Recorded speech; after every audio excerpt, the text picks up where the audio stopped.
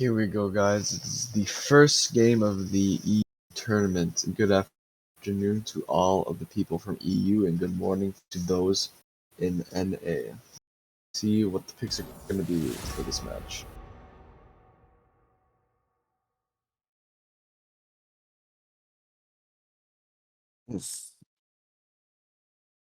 Oh, that's a Morgana ban. Kind of interesting. What do you think they'll pick if they ban Morgana? Blitzcrank or Nautilus for sure.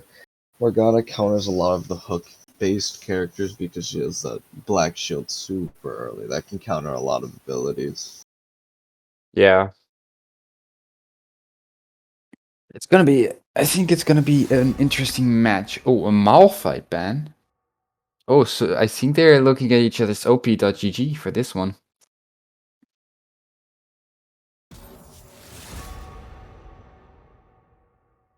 That was the second mage ban for the blue team. We see a Vex coming out. Vex is a very strong character for being such a new one, of course. She has the privilege of being an assassin AP based character, so she can just scale incredibly strong late game. Yes, and she's also anti-mobility, so that's a double the bonus. An anti-mobility assassin.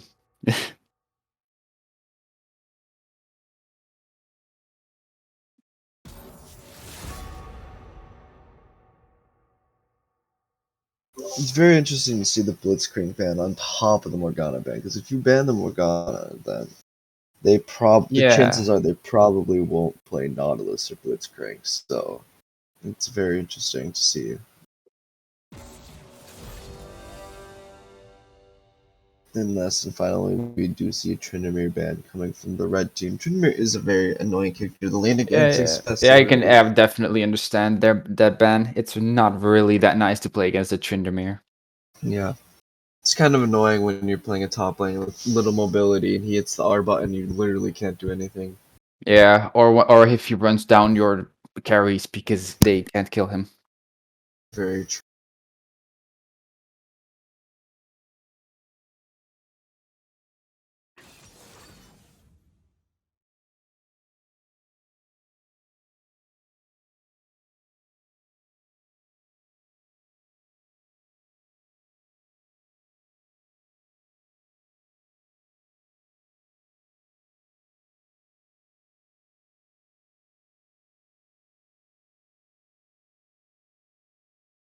Hmm. Let's see. Oh, that's a Mordekaiser. Hmm. If they are playing traditional lanes, it will be very interesting to see a Yorick Mordekaiser matchup. So, and then we have Kiana, and it'll be very interesting to also see if anybody took Smite, because last 3v3 tournament, people were doing incredible strategies, and it will be very interesting to see if we see any new ones this tournament. Yeah. I think, if I'm being honest, I don't think that we'll see many ADCs because ADCs need peel and support. But I think we'll of course see mages and maybe some assassins. And maybe some solo carry mid lane ADCs like Lucian. Oh, wait, that's a Yorick Nasus. We see two very strong top laners right now, but the one thing with Nasus is that the longer you play the game, the stronger you get, and the win condition in this tournament is first mid inhibitor. So it'll be very interesting to see this Nasus getting stacked, and we see a second top lane pick from the red team, whether it be any of the top laners you see flipping through. Okay, we see a Garen, Oh, they Mordekaiser, switched. Kiana. Interesting. I think the Kiana is probably going to be able to deal with the Veigar. However, I think that the Nasus and Yorick is going to be a problem. I don't think the Nest would be a problem. Most of these games can span only to like 20 minutes, so I don't know if that's enough time for Nasus to hit his. I've been farming. We could also see a very new build because, although we have a Nasus, we do know that the Nasus is probably not going to go a full tank build because then he's useless for most of the game. Very true. Last game we saw a Trundle bring support item, and after like he didn't bring support item. Like once he got like 500 gold, he backed and then bought support item and then supported one of the two lanes, and the other team had no idea how to deal with it because it instantly became a 2v1, and the other team thought it would be a good idea to continue pushing lane. Yeah, true. Let's see. I think that yeah, that's. I think a lot of new strategies will be just appearing around here because you know the default league strategies won't work that well. So I'm expecting to see something like maybe a minute 20 or minute 15 giant push through mid lane with Herald. You think that's an option? Oh, that's for sure an option. In the last tournament, we saw that Herald was a really big impact in the game. Like, if a team got Herald, the possibility of them winning just increased because the whole idea of having the win condition being mid inhibitor is it's pretty understandable. But then again, Herald can take out one of the three towers you need, and maybe even get a second hit on Yeah, whether it be it's the second or extremely third tower. strong, and if you don't respond to it instantly, you're gonna be in trouble. Because if that Exactly. Herald gets 3 charges, if they protect it well enough, or you don't react fast enough, and it gets 3 charges, just I think that's a game.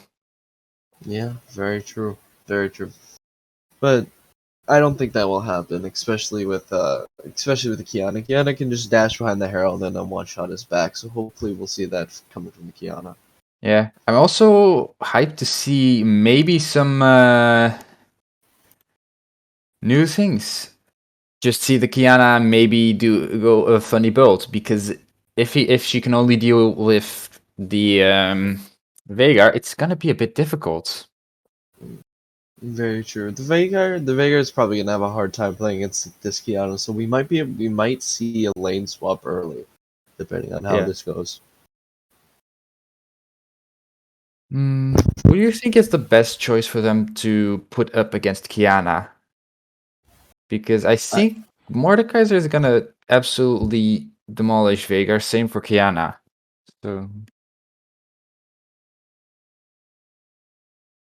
I don't know. I think Mordekaiser would have a hard time against this Veigar. And I think the same would be true for this Garen, because Garen's kind of like a rushdown champ, and the same thing applies to Mordekaiser. yeah. But Mordekaiser might be able to get to Veigar, especially with his E and R, and maybe just take him out of the fight altogether, because Blue Team has a lot of scaling with Nasus and Veigar.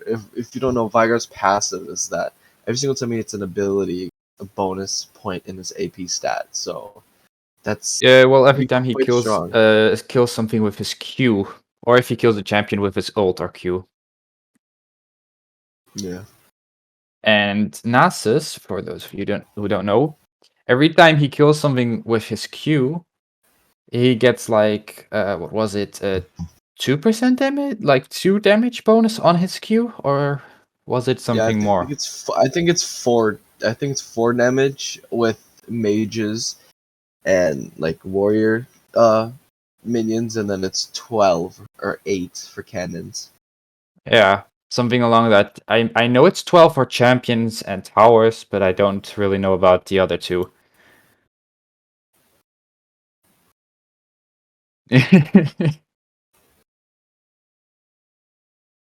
Hold on, I'm gonna search it up. This is not good. Commentate. All right. Um,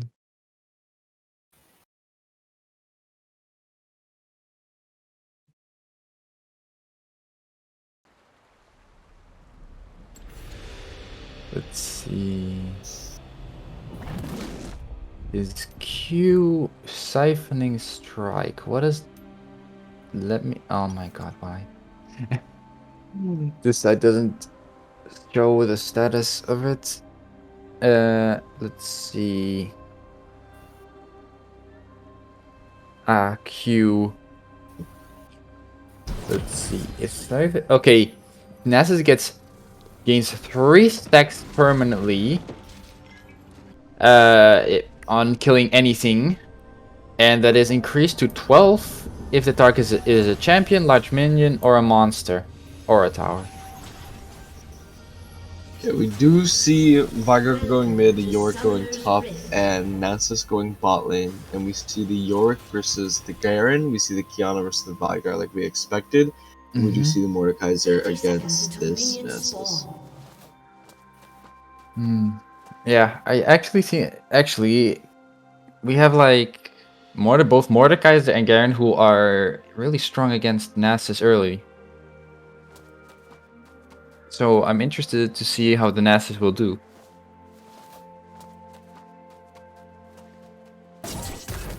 As well. We just see Vigar, you know, Kiana just having fun in the mid lane. There's no lanes being pushed. There's nobody ganking any lanes right now. So it's good to see that the fact that the players have respect for each other and are just dancing around a little bit before the game. Yeah. Let's see. I think.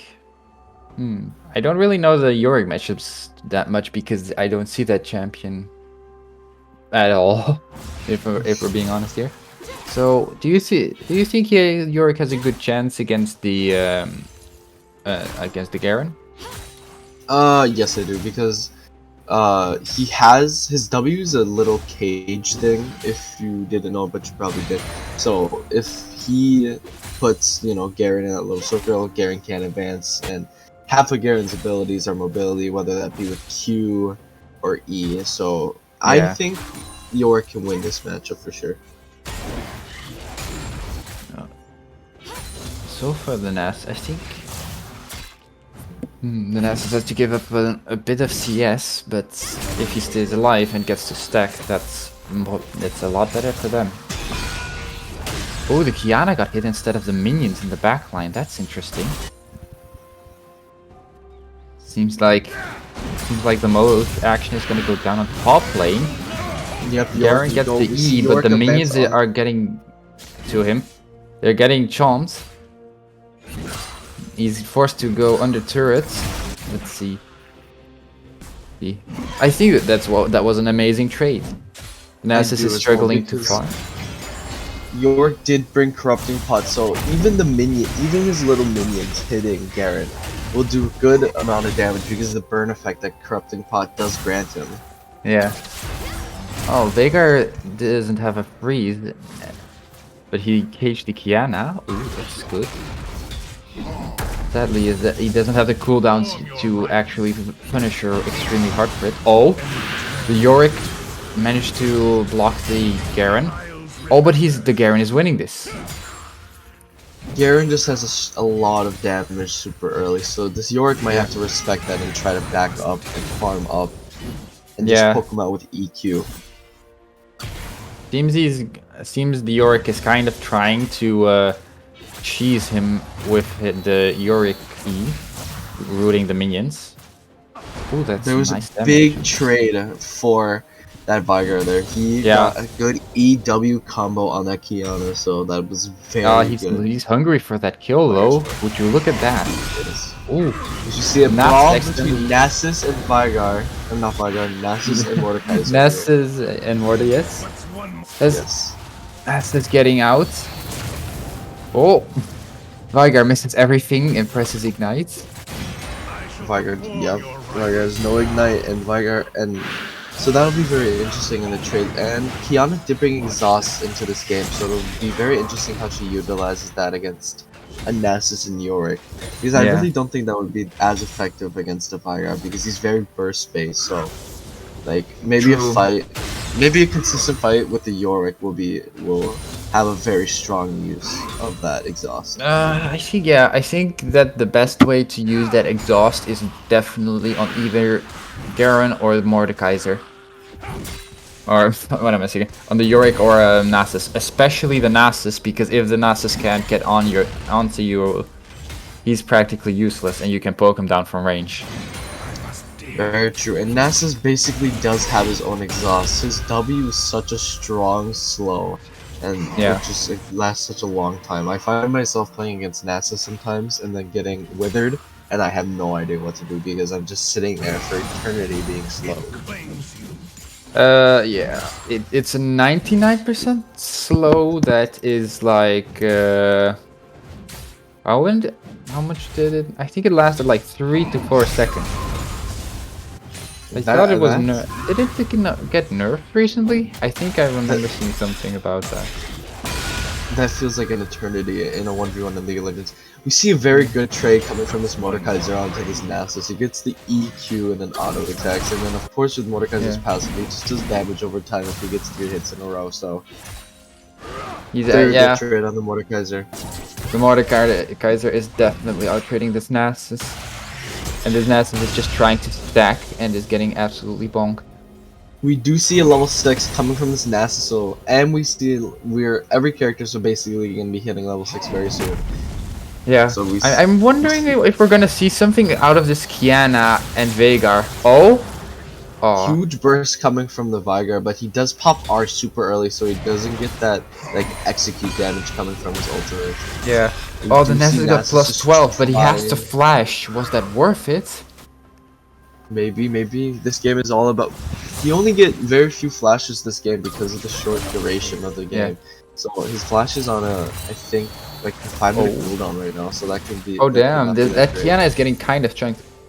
I also think the Unsealed Spellbook, it looks a bit interesting, you know, because these matches usually last so short. We see the Nasus chasing down... he's getting minion blocked. No, Nasus.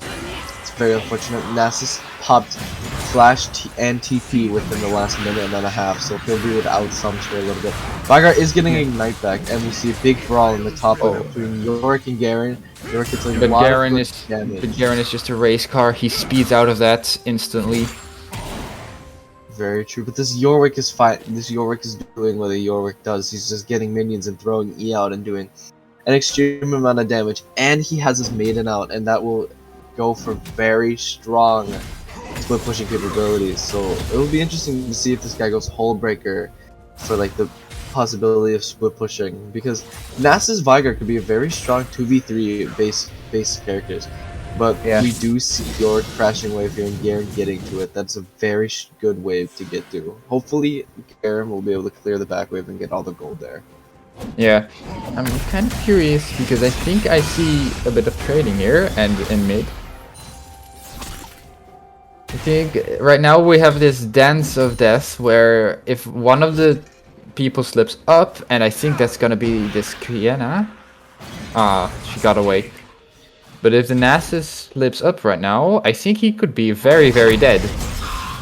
This Mordekaiser has not backed one set, and he really doesn't have the opportunity to back, because if he does, this Nasus will get an extreme amount of stack and farm if he's left alone. So I don't know what this Mordekaiser is going to do. Somebody's going to have to come down to his lane and refuse this Nasus's farm.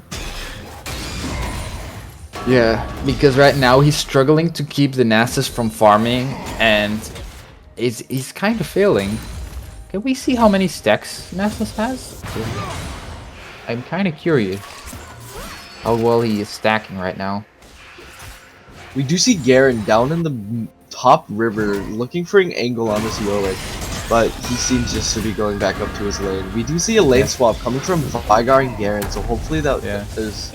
I don't know why, but it'll be very interesting how this plays into the game. But Garen is taking Scuttle by the looks of it, so they'll have eyes on Herald, and we see Yorick going up to this Garen.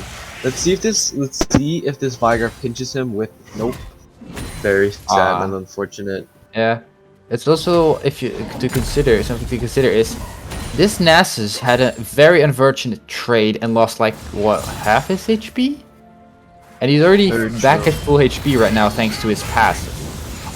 The Garen, they got caged and shut down. And that's what you were talking about in the beginning, weren't you? Yeah, Yorick and Veigar both have a cage ability, and that could be very bad for this Garen. But the one thing that the Yorick cage doesn't do is stun, and Vigar's stun on the cage is actually a solid amount of time. So if anybody really gets caught in there with Vigar's burst, half their HP is already gone, so they really have to be careful of that. This Yorick does take a tower shot after trying to push tower against this Kiana, so he might have to back up because Kiana's also a very bursty assassin-based champ. So anybody. Oh, the Garen gets hit. Oh, it doesn't do enough though. I think this Veigar is dead. Oh no, he flashes. Oh, there is a slip. Exhaust onto the Yorick. Whoa. And this Kiana has to flash on top of that. Yeah, it seems the Kiana couldn't win it even with the exhaust. She's staying. Yorick and his minions and Maiden still do so much damage, and that exhaust reduced damage maybe isn't enough, especially playing against the Yorick here. Yeah, the Yorick is just. I think the Yorick might actually tower dive. Oh, no, there we go. Will get his minions to tower dive for him. Yeah. But then this Yorick has 76 CS. That's a pretty substantial gap from this Kiana. And then we see this Nasus with 70. All of Mordekaiser's attempts of reducing this Nasus' farm and stack were worth nothing because this Nasus is still 20 CS above this Mordekaiser, and this Mordekaiser hasn't gotten an opportunity the Kiana's dead. Minions died to Kiana.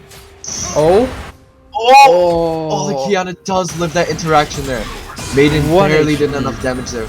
We see a trade going on between Nasus and Mordekaiser. Oh, we see a flash coming from this Nasus. Oh my god, the flash from the... We see a flash E from Yorick to get this kill on Kiana. I don't know why this Kiana stayed in the lane. That was a guaranteed kill for that Yorick, especially with this ability to poke out with EQ and minions. Okay, we do see... We're getting to the point where Nasus can take trades here because his Q does so much damage and it's on such a low cooldown that he can't compete with this Mordekaiser Q, because Mordekaiser Q does a lot of damage and also has a low cooldown, and Nasus is going to be able to trade that with the Mordekaiser. Yeah. Oh, but the Nasus is getting kind of smacked here though. Seems that. I think that. Do you think he might reset? Because right now, the Mordekaiser is trying to poke him out while he is casually regenning from just auto-attacking minions. We see that. Oh, this Nasus will run out of mana though. That's the one issue, because Nasus is a mana-based champ and Mordekaiser isn't, so he can maybe get away with just, you know, waiting for this Nasus to back. We see another lane swap for this Garen and Kiana. This Yorick and Garen just have a shorter lane. It'll be very interesting how that impacts their 1v1. But with Kiana, I don't think Kiana can play top against this Veigar, especially the fact that she doesn't have a lot of walls to hit him on, other than like maybe the one on like Tribush or whatever. But I don't think top Kiana will be that good against top Veigar, especially the fact that Veigar has Cage, and that literally takes up like half the lane, and Kiana's a very mobile champ, so it'll be very interesting. It's gonna be very interesting to see how this match goes on. Also, something interesting is that it's almost 13 minutes without any attempts for getting the Herald. That is very true. They do. I mean, this Yorick could absolutely shred Herald if he wanted to, so I do not know why he has. Veigar swapped to Smite, so we might possibly see an objective take here, guys. Oh, and this Veigar does have Spellbook, so like every so often, Veigar is able to swap summoner spells for different opportunities. He did have Ignite Flash, but now he has TP Smite, so it will be very interesting how he utilizes this. Yeah. Veigar is consistently getting these very strong pokes against this Kiana, and like this Kiana is just trying to sit in bush. Like I said, this Kiana can't really close gap against this Veigar. Like, okay, we see a brawl between Yorick and Garen. The Yorick can't manage to cage him, so sadly he loses this trade. But that was already pretty close, considering how much Yorick does have his minions back up. His minions dive him. He pulls out the Maiden. The minions continue to jump on the Garen, and the half of Garen's HP is already gone, and he's a very tanky champ. Now half, make that 3/4. Oh, that's very true. And this guy does have ninja tabbies. So he's already taking 12% reduced damage. So, and that just proves how strong Yorick's minions can be, especially like in a short lane like this. You can just farm up the minions, throw an E, and then the minions can go to the Garen. We do see a big trade going on between this Mordekaiser and Nasus, but this Mordekaiser had such a hard time competing with this Nasus that now whenever Mordekaiser goes in to take a fight, this Nasus can literally just Q and win the trade. It is very unfortunate for this Mordekaiser. This seems like we can. It seems like we're gonna see Red side lose. They're behind on gold, and we can especially by see 1500. Yeah. that. I think if we could check the stacks from the Veigar and Nasus, that we'll see that they have quite a lot of stacks. And Yorick is vandalizing the mid turret. The Veigar. We do see a very big kill on this Kiana. This Kiana has died twice now to this Yorick and Veigar. Veigar literally just hits her with it, just puts her in cage and she can hardly go anywhere, and then he can finally set up a good WQR combo here, guys. Yeah, it was a bit inversed with the RQW, but if it gets the job done, it gets the job done, you know. Exactly. This Mordekaiser Oh wait, they're doing the Rift Herald. Veigar is teleporting. We do see a Rift Herald coming from this Yorick, and maybe this Veigar is gonna get over there for the smite. But I think the Veigar really is not moving. that strong. Smite's really not that strong when taking Herald, because Herald has the eye on his back that does an extreme amount of damage, and if you can time it right, you can use that eye as like a secondary smite. Or we'll see. But I think he already got it. This Yorick is going for their own jungle's blue buff, I think. Yes, he's clearing his own jungle. Would you look at that? We don't see a lot of jungle takes here. I think it would be very smart for this Nasus to go up to enemy blue buff and take the blue buff, because Nasus. We do see a flash coming from the Garen into the cage wall. Garen isn't able to get anything off of that. Garen is just trying to compete with this Veigar's farm. There's another lane swap with this Veigar and Garen. I don't know why they kept Kiana in the top lane, but maybe this is like something I don't know about and it's super secret. Yeah, I think it's way worse for Kiana to be up against Yorick because she can't do that much against Yorick. Exactly. But we see such a good trade coming from this Yorick onto this Kiana. There we go again. And I think does she die? No, but she is at a quarter HP and rapidly going downwards. Exactly. This Garen gets shit Garen walks into a double E, and then oh my god, that entire combo. This Garen doesn't have any tank items, by the way, like no magic resist, and he still did nothing. The entire Veigar. His W tanked his like entire R. Yeah. W tanked. It's very unfortunate for that Veigar actually. Yeah, I think this Veigar might need to instantly go Magic Pen after his mythic item, because otherwise he's not going to be able to damage this Garen at all.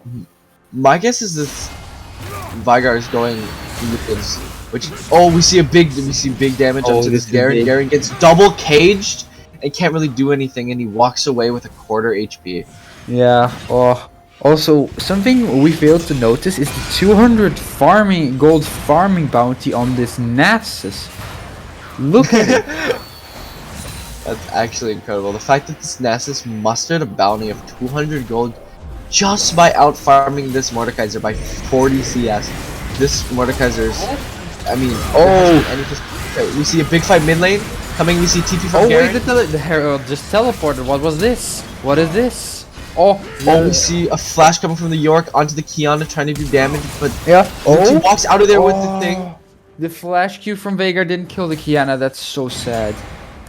Veigar is out of mana and he really can't do anything. He just got his mana back though. Well, did he get enough for his ult? Nah, the Kiana. There's a cage coming from everybody. You see big damage onto this Garen. They're not go anywhere. The Veigar has no mana. The Veigar has no mana.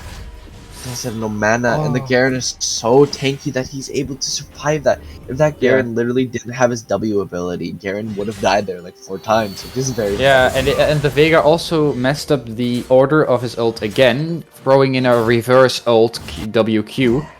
I think it would the ult might have actually killed the Garen if he'd done the combo properly. That's very true. That's a very true possibility here.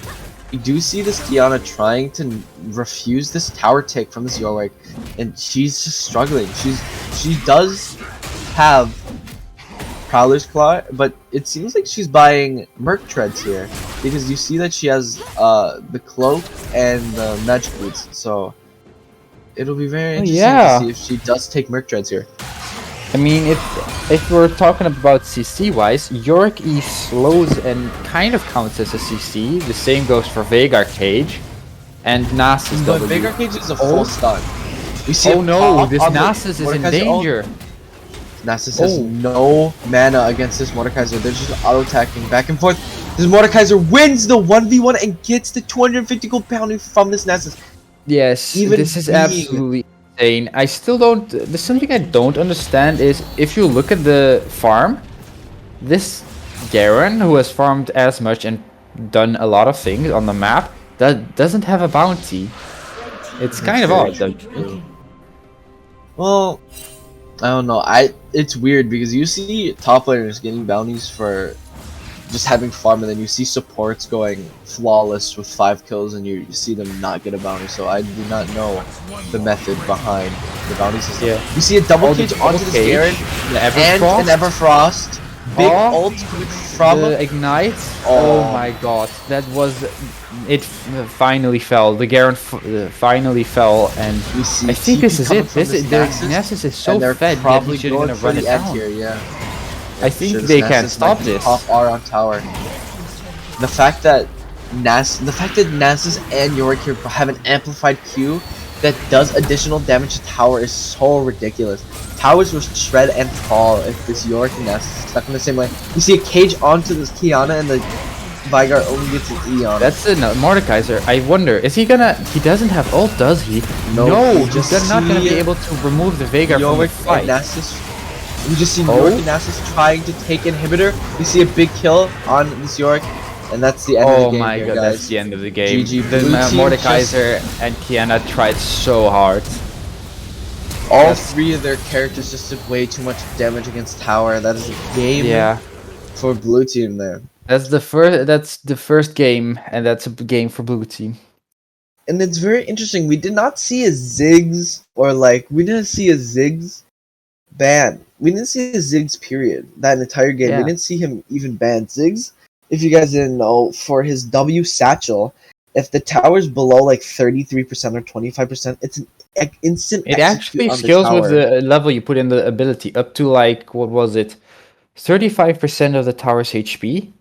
That's incredible, especially in a tournament like this. Yeah, in a tournament where taking towers matters this much, I think I'd really like to see an Inting Scion with a Ziggs. That would be very interesting. Inting Scion can be super strong, especially since he has the second life. Every single time he dies, it's not even a passive. It's well, it is his. I think it is his passive. But it's guaranteed. So it's not like an Anivia or a Zac. Yeah, it's not like an Anivia or a Zac where it's on cooldown. Every single time the Scion dies, he gets the zombie. Yeah, and he can the Scion could quite literally just get Hullbreaker and then starts going down mid and destroying the towers. And if we also have a Ziggs there, even if the Hullbreaker is inactive, it still has the passive that you do bonus damage to the towers. Exactly. It'll be very interesting to see what characters get abused in this type of meta, especially in the 3v3 tournaments. Yeah, that's going to be interesting, to say the very least. I think one of the more interesting characters that we will most likely also see is... what was her name again? Camille or Fiora. Because those two can do towers incredibly fast. They also have great. They also have great 1v1 potential. If you see a Camille in the top lane, and somebody ganks her, the possibility of her getting out is very high because she can just RE out of there and it's just a free escape. And then, Yeah. especially with Fiora, her parry can be so strong, especially since if she parries a stun, and it's over, man. It's over. And she has the R that does so much healing and true damage. So whether you're a tank or a squishy, you're gonna die to a Fiora. Yeah. It's this is gonna be interesting because I've kind of took a little bit of time to watch a previous stream, and I just saw a Viora. I think I just saw the Viora there. That was an absolute godlike pick, but I think she went AFK, right? But let's see. I'm just gonna quickly check it. Oh yeah, there was a Fiora here, and she was doing very good, I think. So I'm kind of hyped to see a team that is actually solely focused on destroying towers. Maybe something like a Fiora Ziggs inting Sion, or Fiora Camille Ziggs. That's very true. We do see in the media Tryndamere here ban because, Tryndamere is super annoying. Yeah. Oh wait, I actually. Oh, is that who I think it is? Hold up. I think I know the Holy Bonk as a. That's gonna be interesting. I think he was a Mordekaiser player. Not 100% sure right now. But I'm So definitely seeing. Red team was the winner of the last match, so that's why we see very similar bans to who they played coming from Yeah. the blue team here. I mean, the Nasus and Yorick bans are extremely understandable. Nobody wants to go against those ticking time bombs. Exactly. It's ridiculous how strong they can get. We see another Vex ban. Vex will probably be a permaban here in this tournament. Yeah, and ironically, the champ, an anti-mobility assassin. No, I'm not gonna call it a mage. It's an assassin. Yeah. So tell me what's wrong about that in one sentence, without telling me what's it's wrong with that. balanced. Super Yeah. balanced. Super balanced. I mean, it's crazy. I've been playing against Vex, and like her ultimate is so incredible. It's full map, and it's like a Yeah. free. It's like a Yeah, free it's TP half to the map. enemy. It's almost as big as the half the map. I think a TF ulti is no. I think it has like shorter range than TF ulti, but it sure as hell has a giant range. Oh, that's illusion. You think that's illusion myth? Hello, whiskey? Yeah. Oh, my bad, my bad, my bad. Oh wait, We see a Ziggs coming from the red team. So wait, they are oh doing what we no, were talking about. illusion Ziggs. That's gonna be extremely strong, especially early because Lucian is absolutely he ruins people level 3. However, this Pantheon Very and true. Akali might say no to that and ruin him instead. That being said, It's very true. are we gonna see what actually wins against the Tom Kench?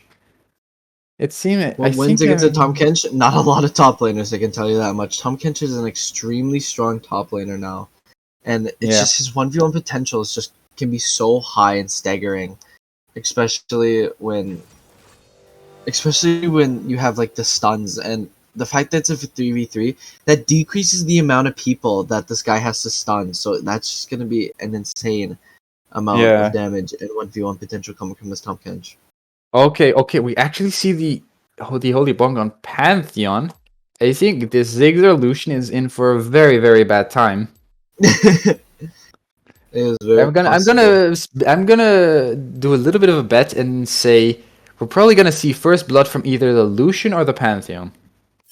Because they're both Really, champions that I think once this Tom Kench hits level 3, he can just W onto anybody and get like free combos. Because to be fair, Yeah. Lucian and Volley don't. Lucian has doesn't have that much mobility. He does have like a little like dash type thing, Yeah, but honestly. it's not that much compared to some of the other ADCs. Like Kaisa can literally go like invisible as like a Yes, but she mobility does get option. that invisibility later, so I think that the Lucian dash early on is gonna be really helpful, especially against the Pantheon and Tahm Kench, because it's gonna break their Very true. combo. Because if the Tahm Kench can't, if the Lucian dodges the Tahm Kench W or Q with his E, that's gonna be very bad, because then the trade is over. Unless the It's Lucian very true. re-engages. Then, let's see. If I'm gonna say that this is probably also gonna be interesting to see how the Lucian will do against Pantheon, because if the Lucian manages to actually E out of the W, the Pantheon can't do the WQ and do most of his damage. Yeah. And he Pantheon is a might very even win. strong character Yeah. because you see you see Pantheon being able to block like half of everybody's abilities because his W is so strong. So we'll see how he utilizes it. Yeah. I'm just really curious what their strategy is going to be, because we know how Volibear has turret damage on his ult, and we have his Ziggs here, what I was talking about, that might actually go W max to blow up those towers. Very true. If this Ziggs can take his tower super early and help other lanes, that could cause for a lot of like mayhem because a lot of these players won't be able to compete with the roaming Yeah. that their team could possibly do. Especially because as a Volibear, well, I don't think we can see the runes yet, but we're definitely gonna see probably either a press the attack or maybe even a Predator, Predator Volibear. Predator Volibear, yeah. Yeah. I Also, mean, I see somebody not only asking if there are rewards for the losers brackets. I think for the few people that are still watching. Yes, you can win the. You can still win in the losers brackets. Don't give up just because you've lost. You have a second chance. Otherwise, it if wouldn't be you that much fun now, would it?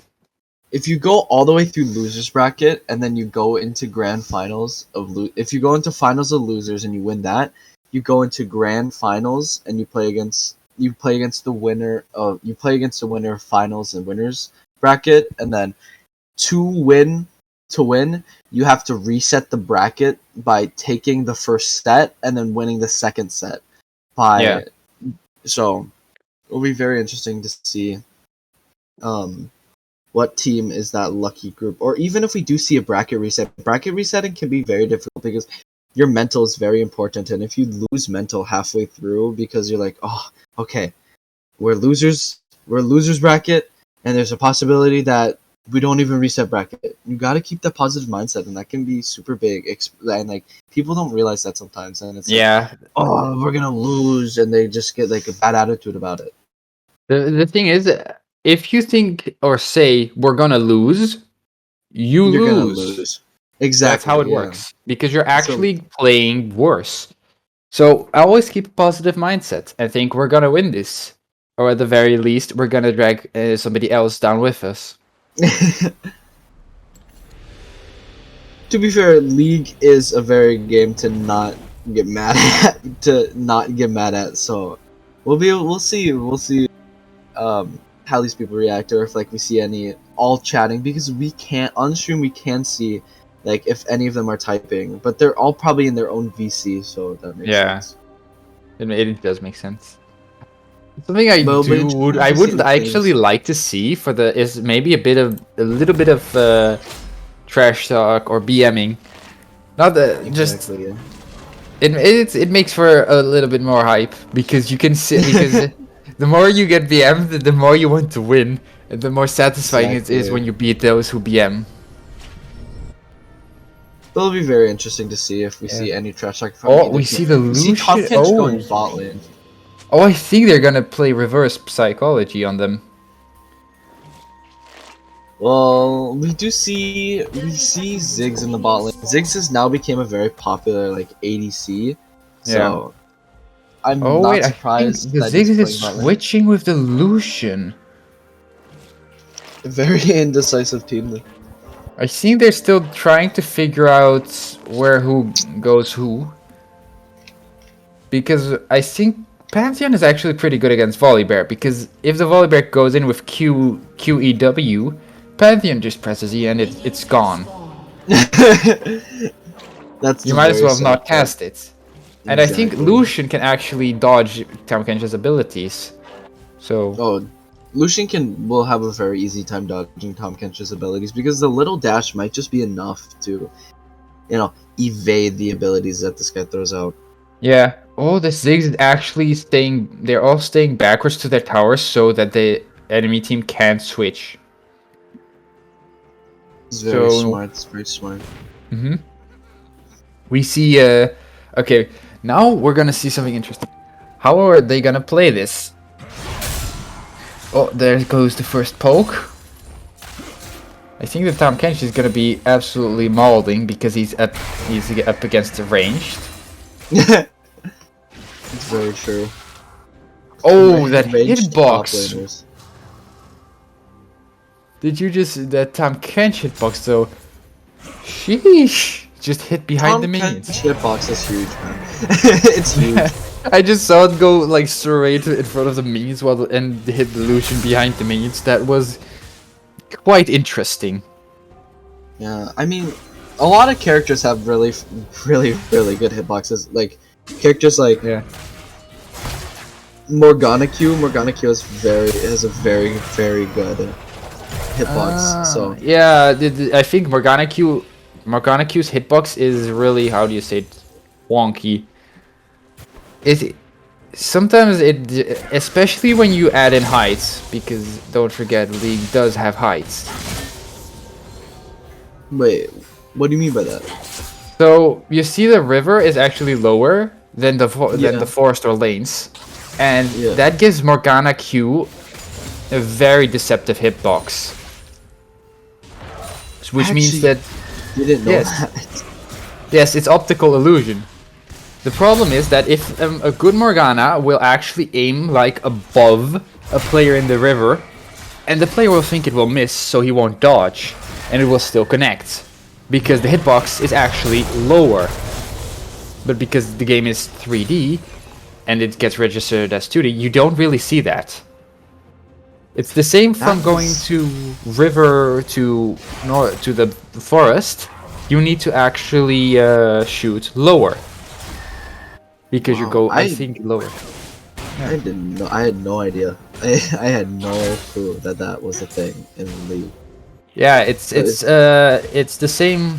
It's like, I don't know exactly how it works because nobody really talks about it. Let's see. Yeah. We don't see it. We just see a little bit of trading. This Tahm Kench is trying to keep poke on this Lucian. This Tahm Kench goes onto the Lucian, gets 3 auto attacks and an ability. Lucian does get out of there, and Tahm Kench doesn't get a stun off. Oh, the Tahm Kench still goes in. So Tahm Kench is not stopping. Pops E, gets an auto attack, another auto attack. Oh, he missed Tahm the Kench Q. I think he might die. I think he might die here.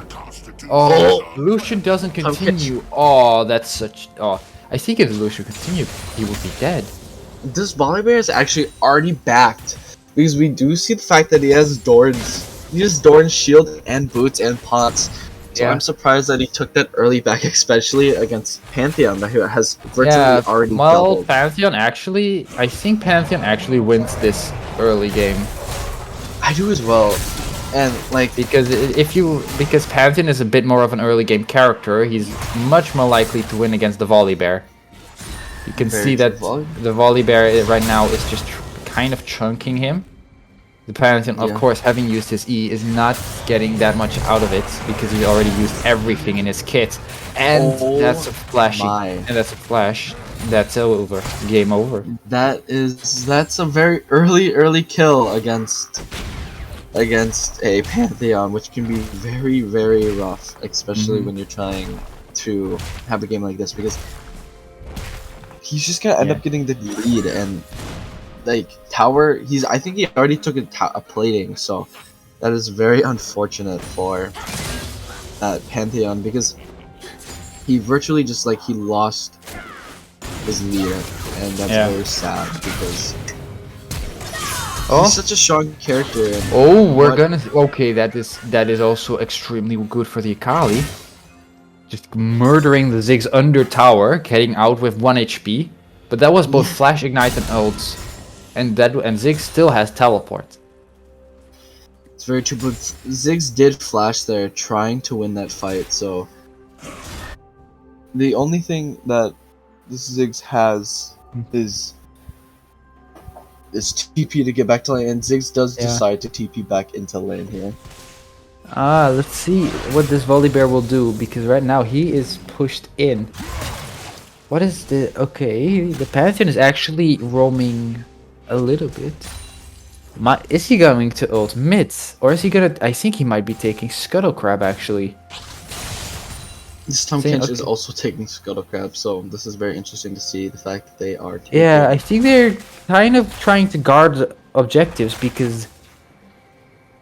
I don't know. I don't know if they actually win this around 50 minutes.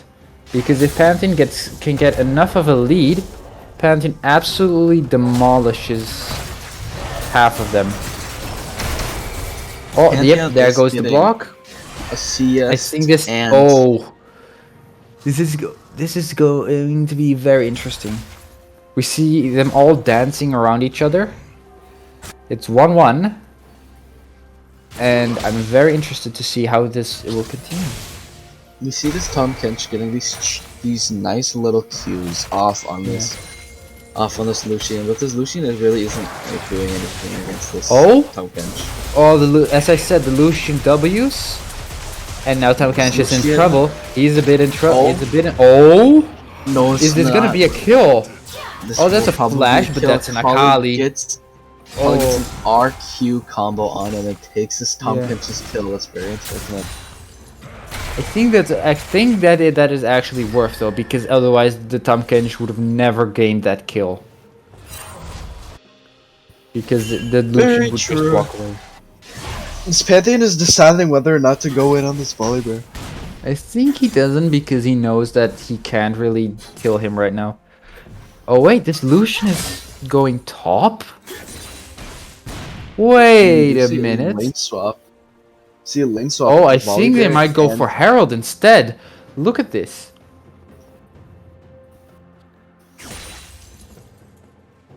I'm just gonna get some free tower damage, but that's not the tower that matters. I think they might either go for mid, or no, they're going for Heralds. This is super big for them, especially since they're down. They're down a kill right now, and maybe a tower. Oh, but the Akali. Oh, is the Akali going to walk? Oh, the Akali's gonna walk into them, isn't she? Oh wait, she might possibly walk into. She might try to actually bait. Oh. This will be a 3v2, so this will be very interesting how the blue team takes. And don't forget, the Volibear, although it's a little smite, he has a smite. They lost. The Herald was lost, but I think this is gonna be very interesting, because where are they going to put it? I don't feel like they can destroy any towers. Oh, they might actually push down mid lane then, because Ziggs Satchel will be extremely huge. Oh, that's a combo. We see huge engage from the Tom Kench and the Pantheon. We see big damage coming from the blue team onto that Ziggs and onto that Lucian. Oh, that's gonna be a wipe. That's gonna be an absolute wipe. Oh, that's so bad. Hopefully, they'll be able to push tower with this. I don't know how much they'll get out of this, but I can definitely say that these people will probably win the match. Well, Herald, they 2,000 gold down, 2,000 gold lead against this red team here. Yeah, and the red team also got the Herald, so it's even worse. Oh, this Pantheon just halved Lucian just because. And the Pantheon still hasn't gone back to buy his items. I think that Lucian is very dead the next time that Pantheon shows up. This Akali is just gonna start like one-shotting Lucian in the Ziggs, and it's gonna be very unfortunate because the Ziggs really doesn't have a way to get out or Yeah. away. Yeah, the Ziggs is gonna be in a bit of trouble. I don't actually. Has the Ziggs ever used his E? I have not seen the Ziggs use E once this game. You're completely right. Yeah, I might just be missing because we're zooming again across the thing, the game. But I think the Ziggs forgot he had an E.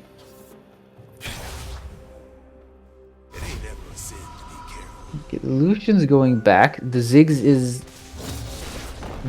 going against this pushed in Tahm Kench. I think the Tahm Kench is just gonna murder him. Oh, that's a flash.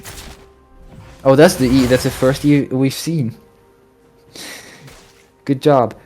Let's fucking. Okay, the Tahm Kench walked into it, I'm assuming. Oh, the Akali is moving bot lane. But she's not getting anything out of this, sadly, because the Ziggs is recalling.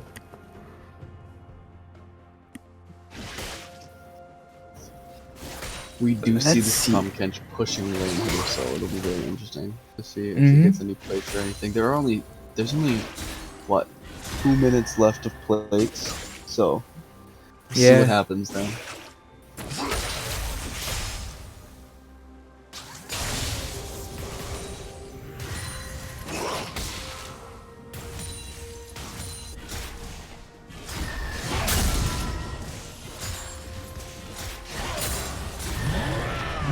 This seems interesting though.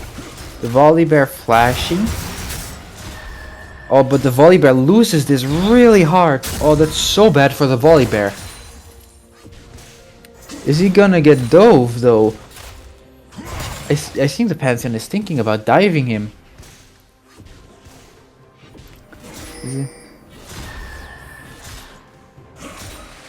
Alright.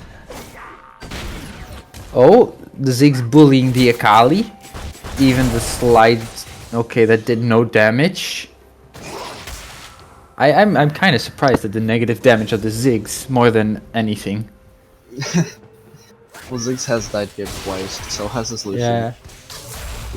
I think yeah. Oh, the Lucian just ults. Okay, but he walks into the queue and dies. I think this is game though.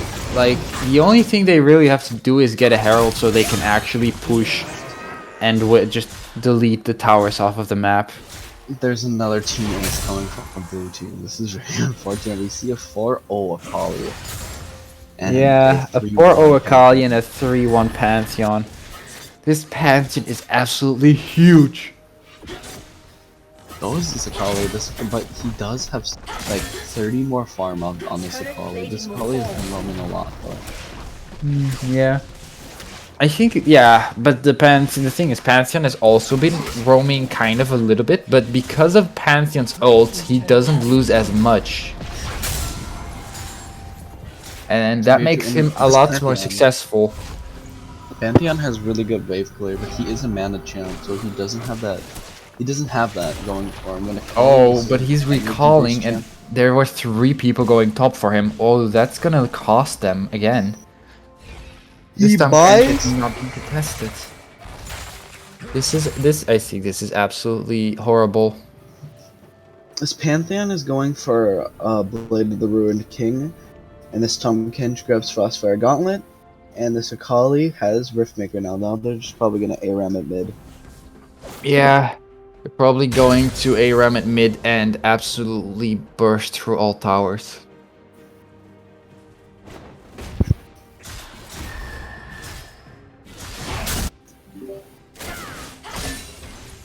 Let's see.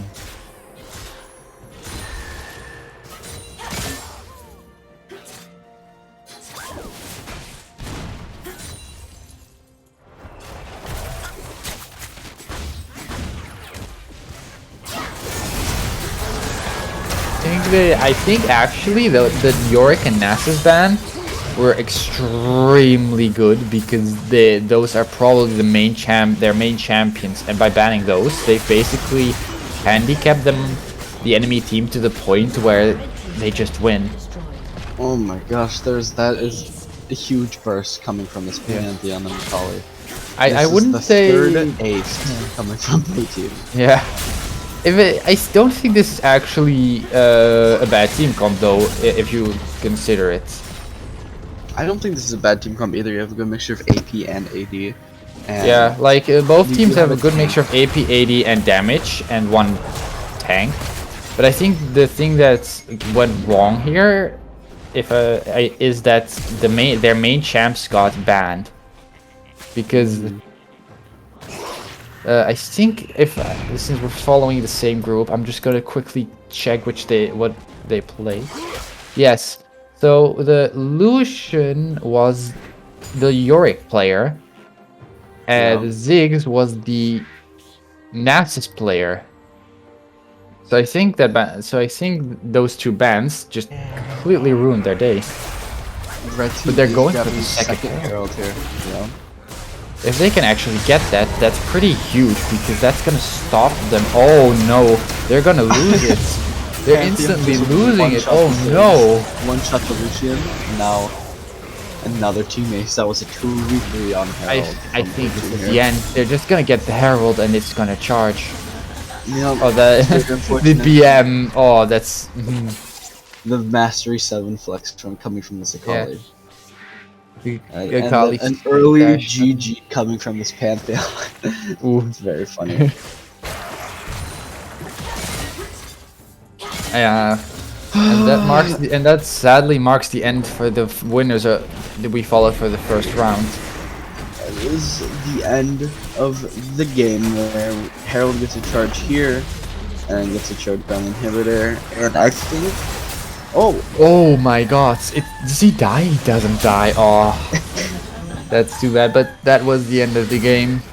That is the end of the game, and that was a very fast. That was much faster than the other game. Yeah, and there was a lot more objectives taken there. Dragon was taken, 2 heralds were taken, but yet the team that had those still ended up losing and having a 8,000 gold difference between the winning team. So far, we're seeing another trend. All blue teams are winning. Well, on the winners brackets. True. Blue team is just the best. Blue team is goated. I think we might have to actually investigate why the blue teams are always winning. This is getting a bit sus. Yeah, I'll be right back. All right.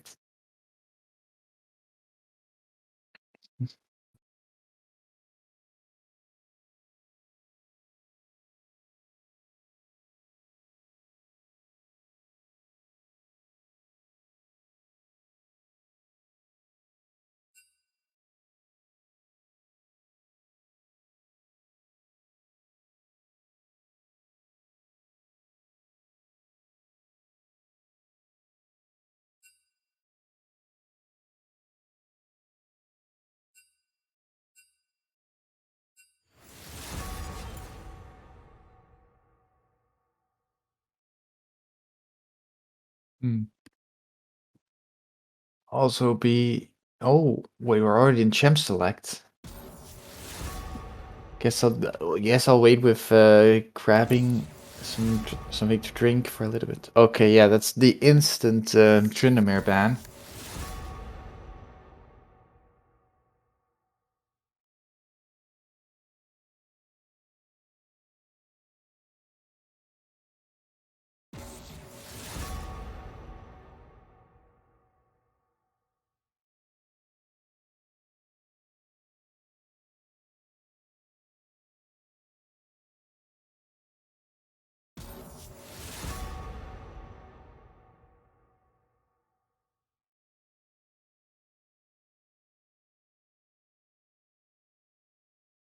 Okay, let's see. So right now, those are some solid bans from the enemy, from the Holy Bonk, Go Shogun, and you said already. We have the Tryndamere ban, we have the Zed ban, we have the Aurelia ban, and I'm assuming that the Tryndamere is just gonna be perma-banned, and that Zed and Aurelia are played by the enemy team. Let's we see. do see an Akali and Tom Kench ban coming from red team because this blue team is the winner of last game. So Yeah, I think that Set ban is also kind of ironic because Set right now is an extremely strong character if he gets ahead. we do see the same Pantheon, but we do see Mordekaiser Jax. So both are top Yeah. laners. Jax hasn't I been know. played often recently, so it'll be very interesting how he's been used or how he's going to be used. Yeah, I'm extremely curious as to let's see what they're gonna pick. That's gonna be a Malphite Heimerdinger. Interesting. I'm guessing this Malphite is gonna go tank because I'm pretty sure this Malphite was Tom Kench of last game. Yeah. Maybe this guy was We can playing a lot of actually tank. check it. Let's just be sure.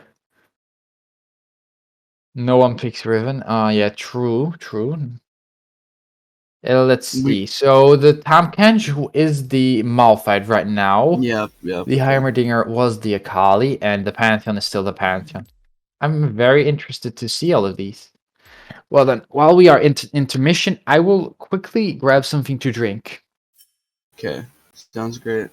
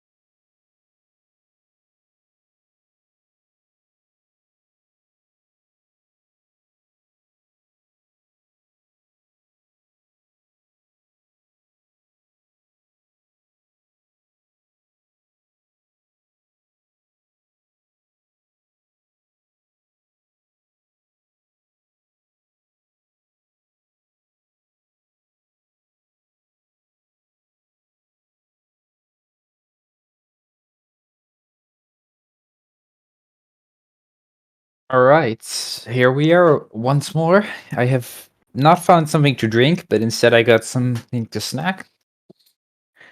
Let's see what we're gonna get.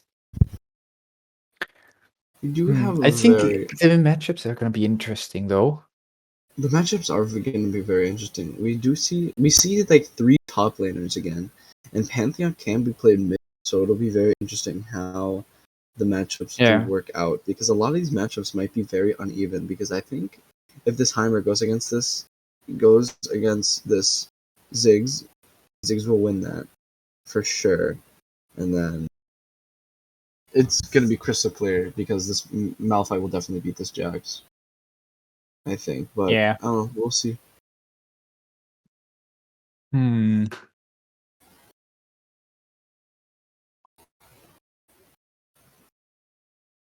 We see another cool skin coming from this Pantheon. Pantheon was rocking the Ruined Pantheon like Prestige Edition last game, so maybe that's how we won. Skins are key here, guys.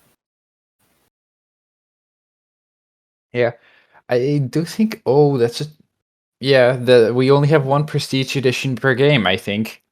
Hmm. I also have. Alright. I mean, I don't know. I Do you have think any prestige skins?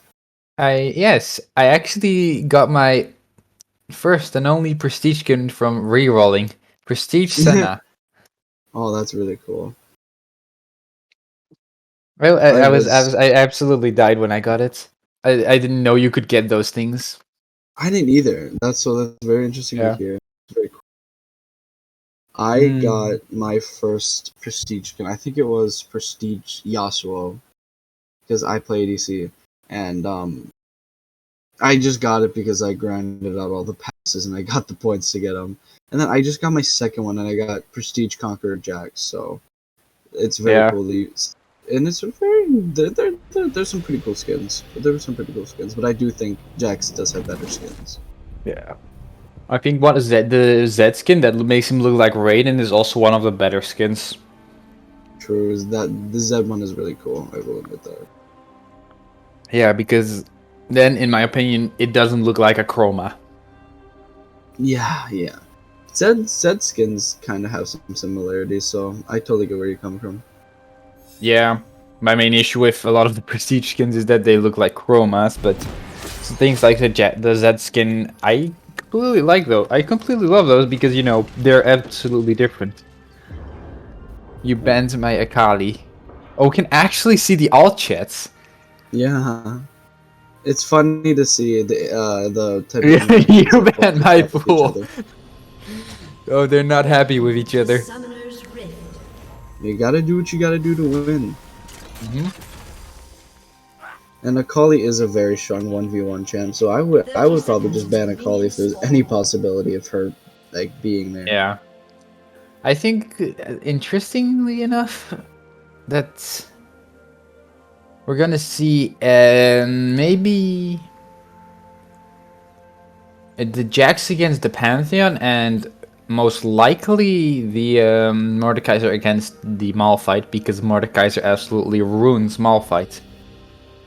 It's true, but I also think that this Pantheon will have a pretty easy time against this Jax. Jax is very auto attack oriented, and Pantheon having that enormous E, like just enormous E shutdown of damage, I don't think this Jax will be able to compete with the amount of like Yeah, damage that's true. reduction. One of the things I'm not sure about, though...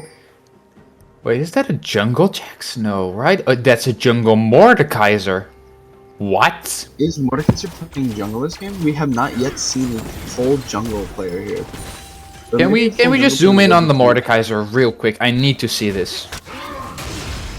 Yes, that's a It jungle is Mordekaiser. Well, it'll be interesting to see if he stays in the jungle or if he's just going to take blue buff. Nah, he even has the jungle item. You can smite wave though, so it'll be interesting to see if he does actually put smite to good use here. Because Yeah, maybe I just think don't know. Does Pantheon W get blocked by Jaxi? the Pantheon still gets stunned, but I don't think it does the damage. Oh, so basically you W, but it doesn't do the damage, but the Jax still gets stunned. No, the Jax still gets the stun off. Yeah, pretty sure. Oh, yeah, and the Pantheon stun just gets ignored. Pantheon stun is really good. Oh, he layered those turrets. He could, if that Ziggs had actually bombed those turrets, that would have been very bad. Yeah, This that's Malphite why I is getting said kind this- of clapped though. That's why I said Seems this that the is a Ziggs. The Ziggs would definitely destroy this Heimerdinger because he has the range to be able to destroy Heimer's turrets without even trying. And I think something interesting is that the Mordekaiser cleared half the jungle and is now laning. We have It's seen not something I some would have attempts, but they seen. have not taken jungle item. Yeah. We got some old season metas, but right now I'm just confused because normally we don't see somebody just taking... Look, the Mordekaiser's taking the jungle again instead of defending his tower. Maybe he's trying to find a good balance because, you know, he can't just he maybe can get away with just completely giving the tower away, but Yeah, I don't mean, know. technically speaking, it's not an important tower. Yeah, that's Purely, completely fair, but I and don't this know Heimerdinger if is the actually a glitch- very good pick because it prevents half of their team from doing anything mid lane. What are Mordekaiser and Jack's gonna do against an Heimerdinger? dive him. He presses Zonya's and he places down ult turret and he presses Zonya's. I don't know if that's gonna be working though. I don't know if he gets a stun off, it might work. Yeah. Well, we do see this Heimerdinger take stopwatch rune, so it'll be very interesting how he uses that. And this Jax is kind of messing up this Malphite, and this Malphite is kind of returning the favor because Jax E, correct me if I'm wrong, but it doesn't block abilities. Nah, especially it only Malphite Q. blocks auto attacks and things like Warwick Q. Anything that procs on hit gets blocked. Oh. So I this think Jax- Pantheon Q also gets blocked. Oh, Oh no. Huge That's- early that's- kill oh, on the no. Malphite and on this Pantheon. Oh I no. actually know what happened there. If the Pantheon Q disappeared because that's how because Riot has spaghetti codes. Pantheon I don't got that exactly kill off, know and how, then executed. how or why, but apparently when you press like Q and you cancel it, it goes on full cooldown instead of being like cancelled. Oh, very interesting. Or I actually didn't literally know you that. cast it and it disappears. It's a bug I've seen happen a few times and it absolutely ruins Pantheon. Kind of Spaghetti, classic that it also happened on the Ruin skin. though. Yep. And we do see this Mordekaiser continuing to take farm, so it'll be interesting to see if he keeps this pattern.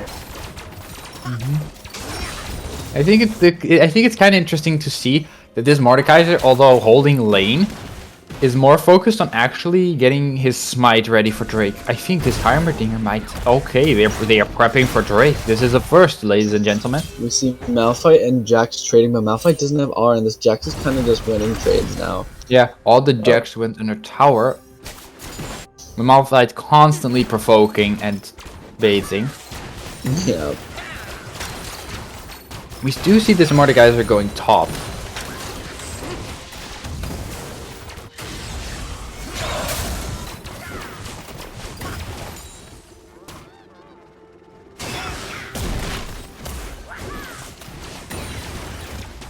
The Ziggs is kind of messing up the Heimerdinger, as you expected. Yep, because the Ziggs' passive is if his next auto attack is amplified, and then if you use abilities, it decreases that cooldown on that passive. So he'll just be able to destroy turrets, and this Heimerdinger won't be able to do anything about it. Plus, this abilities do quite a lot of damage to the turrets, unlike a lot of other mages. Very true. And this Heimer could just honestly hit the R button and put on tower and do an extreme amount of tower damage. This Malphite is trying to freeze lane to get some form of a lead on this Jax. He's already 10 CS down. Oh, look at this! This Mordekaiser is getting trapped in between the blue buff Gromp, Pantheon, and Heimerdinger. Heimerdinger misses stun. I think Heimerdinger is about to get ulted and perish. Oh! Oh my gosh. Oh, that's Heimerdinger so is sad. no I mana. think the Mordekaiser, yeah, the Mordekaiser gets away as well. Oh, that is so sad. Can we play the sad violin sounds right now? Do we have Heimerdinger those? uses flash. I don't think we do. Heimerdinger uses flash and ignite that game. In that fight. So it's very unfortunate to see. It makes it even worse because right now he has nothing for mid, and this Ziggs is just probably gonna profit off of that up the magnitude. I mean, this Jax is just bullying this Malphite now that he has the lead. This Jax is leading by 20 farm and a kill, and this Malphite is really struggling because Yeah, the Malphite is really. I didn't know a Malphite could struggle this much against the Jax, but then again. See, that's what I thought too. I thought this Malphite was gonna roll this Jax only because Malphite's abilities aren't all on hit, and Ziggs ends up missing the sweet spot on his R, so he doesn't get the kill. Oh, on that's this Heimerdinger. that's so lucky though. It seems that this might be an F or an L or whatever. Blue I team forgot is which letters down were what. Blue team is down 2,000 gold, so it'll be very interesting to see what happens. It'll be very interesting to see if this Mordekaiser. Yeah, only this one more Mordekaiser is, smite, in my 900. opinion, this Mordekaiser is just being Mordekaiser at its finest. Exactly. He got a lead and now he... Pardon me. That came up. And now he's absolutely going... Wait, actually? Oh, funny.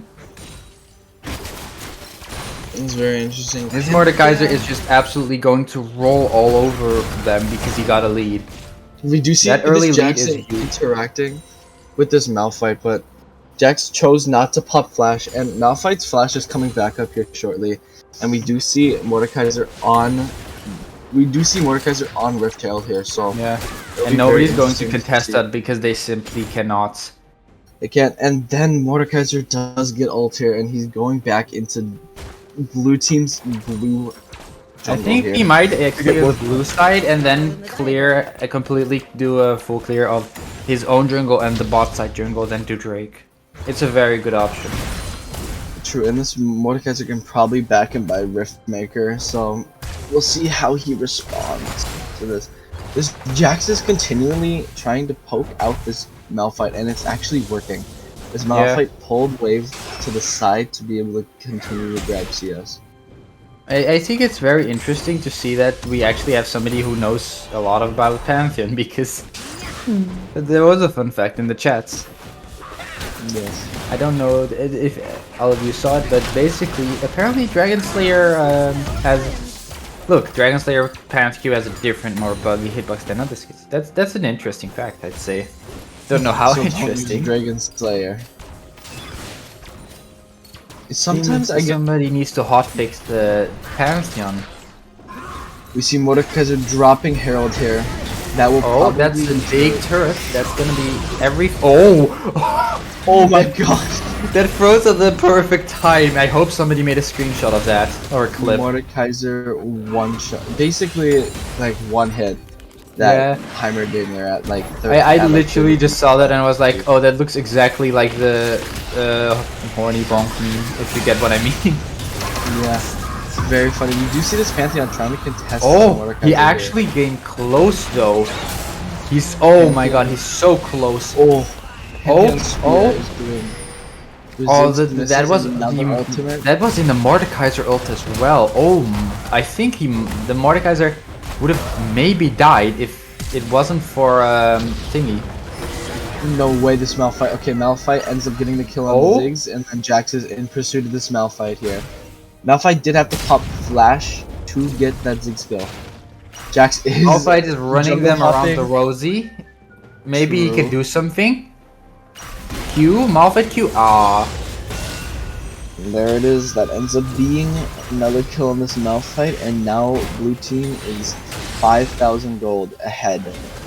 yeah, this is looking kind of bad. At the same time, I'm kind of amazed that the Pantheon almost killed the 3-0 Mordekaiser with 450 gold shutdown. I would be very intrigued to see this Mordekaiser just We get a see little bit Ziggs. more later into the game where he loses his scaling. Also, it doesn't see seem like he Ziggs has back TP. yet. We see the Ziggs TP top lane to contest with this Pantheon tower damage. And now this is the Mordekaiser against this Heimerdinger, and this Mordekaiser is just literally tanking the turret shots from Heimerdinger. Maybe Yeah, this because of the Mordekaiser level will advantage, pull it's close to the arm. really easy. No, Oh, this is I very think... important.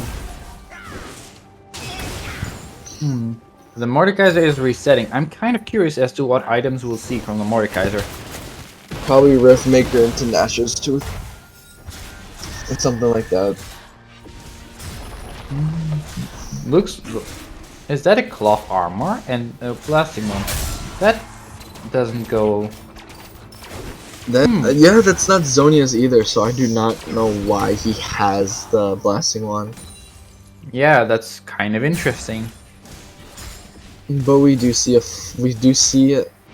Malphite and not Malphite. We do see Mordekaiser and Jax both taking Merc Treads. So I don't know why.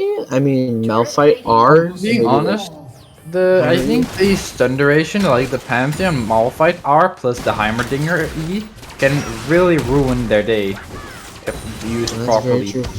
The tenacity might be the play here, but we see this Heimerdinger already at like half-ish HP because this Ziggs poke is incredible. Yeah. I wonder if Katarina would have done better here, but I don't think so because Ziggs would have just pushed her out of lane.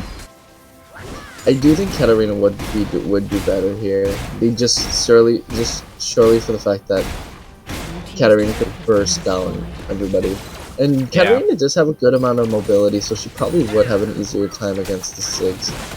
Yeah, that's true. She might even be able to just blink 5 million times and spin to win on this Mordekaiser. But it seems that the Heimerdinger plays down his ult only to be surprised by the Mordekaiser ult in his face. Yep. The shutdown. Okay, we do see the zone. We do see the stopwatch proc on this Heimerdinger. Heimerdinger is killed. Yeah, the Heimerdinger sadly did die. Nah, that wasn't. That was the auto attack actually. Oh, was it? You could see because it wasn't arcing. Ah, I genuinely. Wait, Malphite is actually AFK, or? Oh, wait, no. Oh wait, their game is already finished, or it's in front, isn't it? Yeah, I'm kind. What? If you could go into the Discord and you'll see that one of the participants, the Holy Bonk, also known as Dr. Bob, written in Russian, or what I think. You could kind of see how this match ended in there, but spoiler warning, this isn't gonna go well. But for one team, it's not that much of a surprise, I guess. This Mordekaiser is probably just going to take this red, kill Panth, and take Herald and then end the game. Yeah, definitely. I don't know. I think they should just take Herald and win the game because blue team wouldn't have an answer to it because the Herald would one-shot tower because it's below 50% HP. But we do see big burst damage coming from this Pantheon onto this Mordekaiser. He sadly didn't last enough to block the Q that would have absolutely ruined him. There, yeah, you can see this happening now. I don't. Also, I know that the mid inhibitor is the goal to break, but if you break another inhibitor, does it also? No, it has to be mid inhibitor. Just ending the game without breaking mid inhibitor. That's a remake. You see a flash on that. Oh, the Heimerdinger is trying to do something against this Mordekaiser, but it gets absolutely destroyed. That's probably game. We do see Heimerdinger on death cooldown here, and he will probably be the primary defendant of towers. Yeah. So that is sadly the game for the red team, and red team finally broke the pattern. Red team is the first winner of today that has been on red team. GG, guys. GG. Also, can we pay a little bit of a homage to the fact that Pantheon still has a Q-buck that makes it disappear? What do chemists call helium? I did. It's something. I find it's kind of ironic that it's still in there, but I guess Pantheon just doesn't get played enough.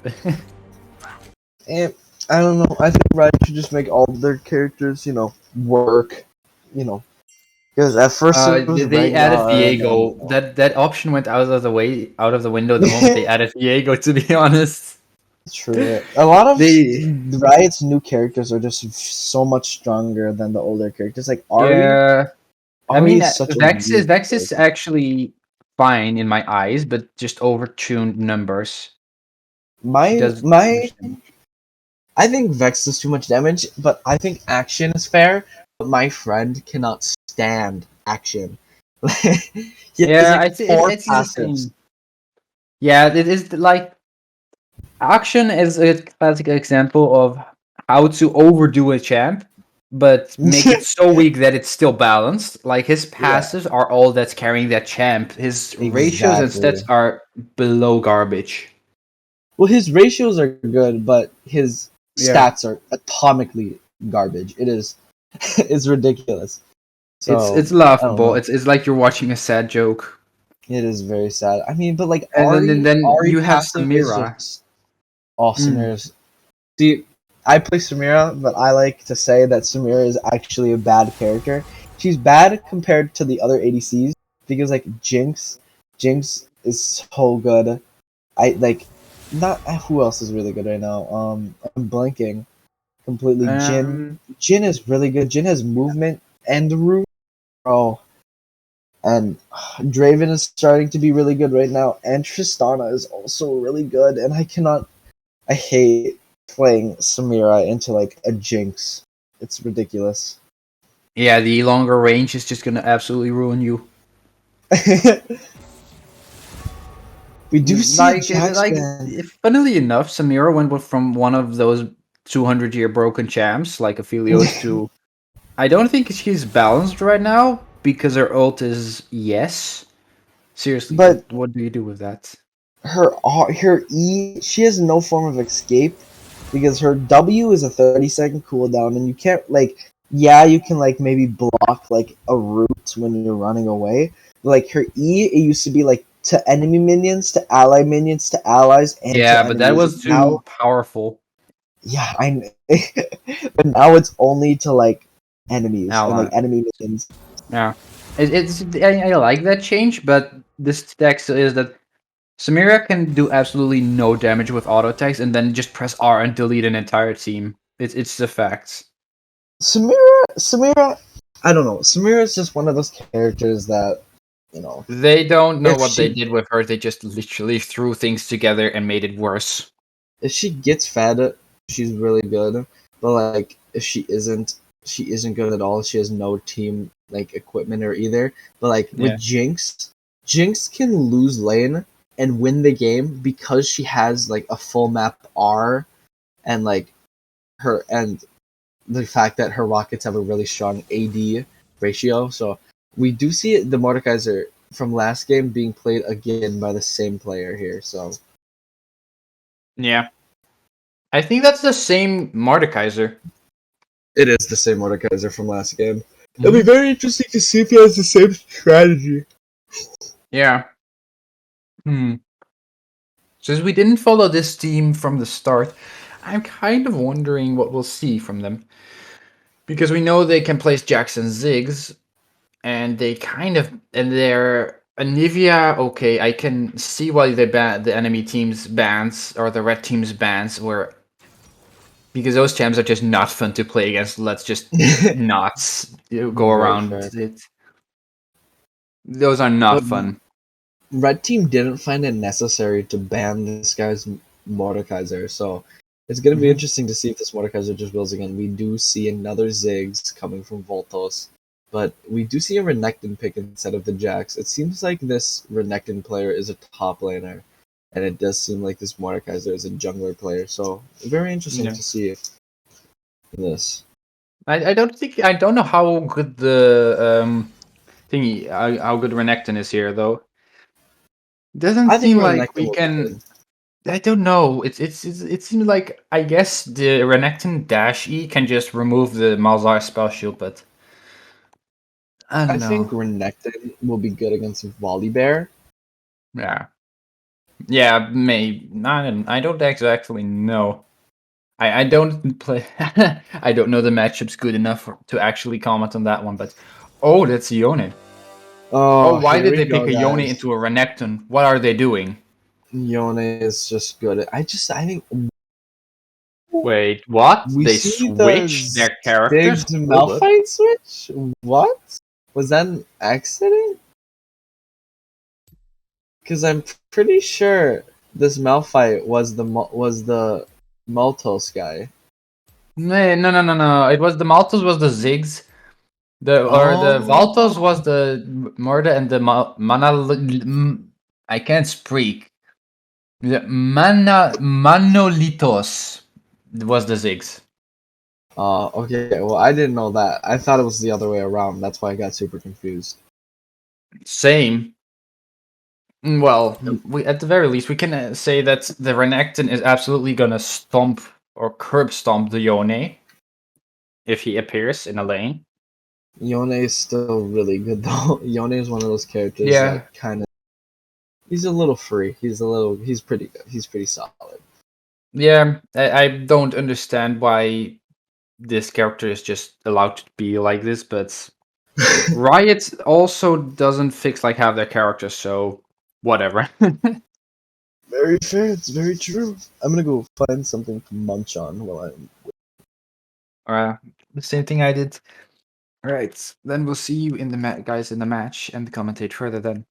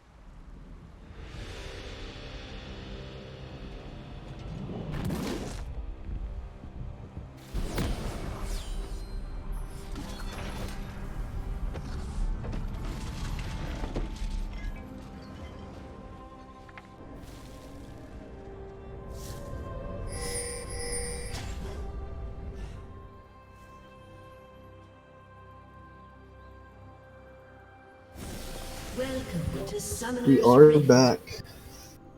Yeah. A bit late to the party, but oh, is this an invade? Ooh. I think they're trying to go for the Mordekaiser. They know this Mordekaiser played jungle in this game, so it'll be very interesting to see how they counter this. Yeah, the Ziggs got a Q off. That's gonna be a bit of a freebie. Let's see the rolls or the lanes. Malzahar is of course going mid because, you know. Yeah, Minions I have think spawned. actually. Okay, they're gonna What? try to See? cheese the Mordekaiser. We do see a ward on red, so very interesting.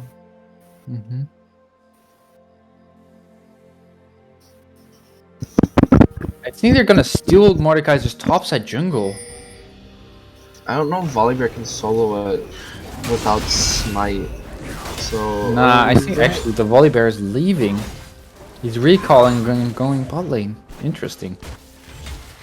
And I think they tried to cheat the Mordekaiser and kill him and steal the buff, but since that isn't happening, that's an early TP.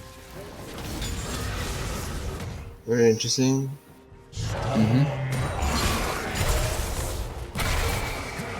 So Volibear doesn't end up missing out on farm, which is good.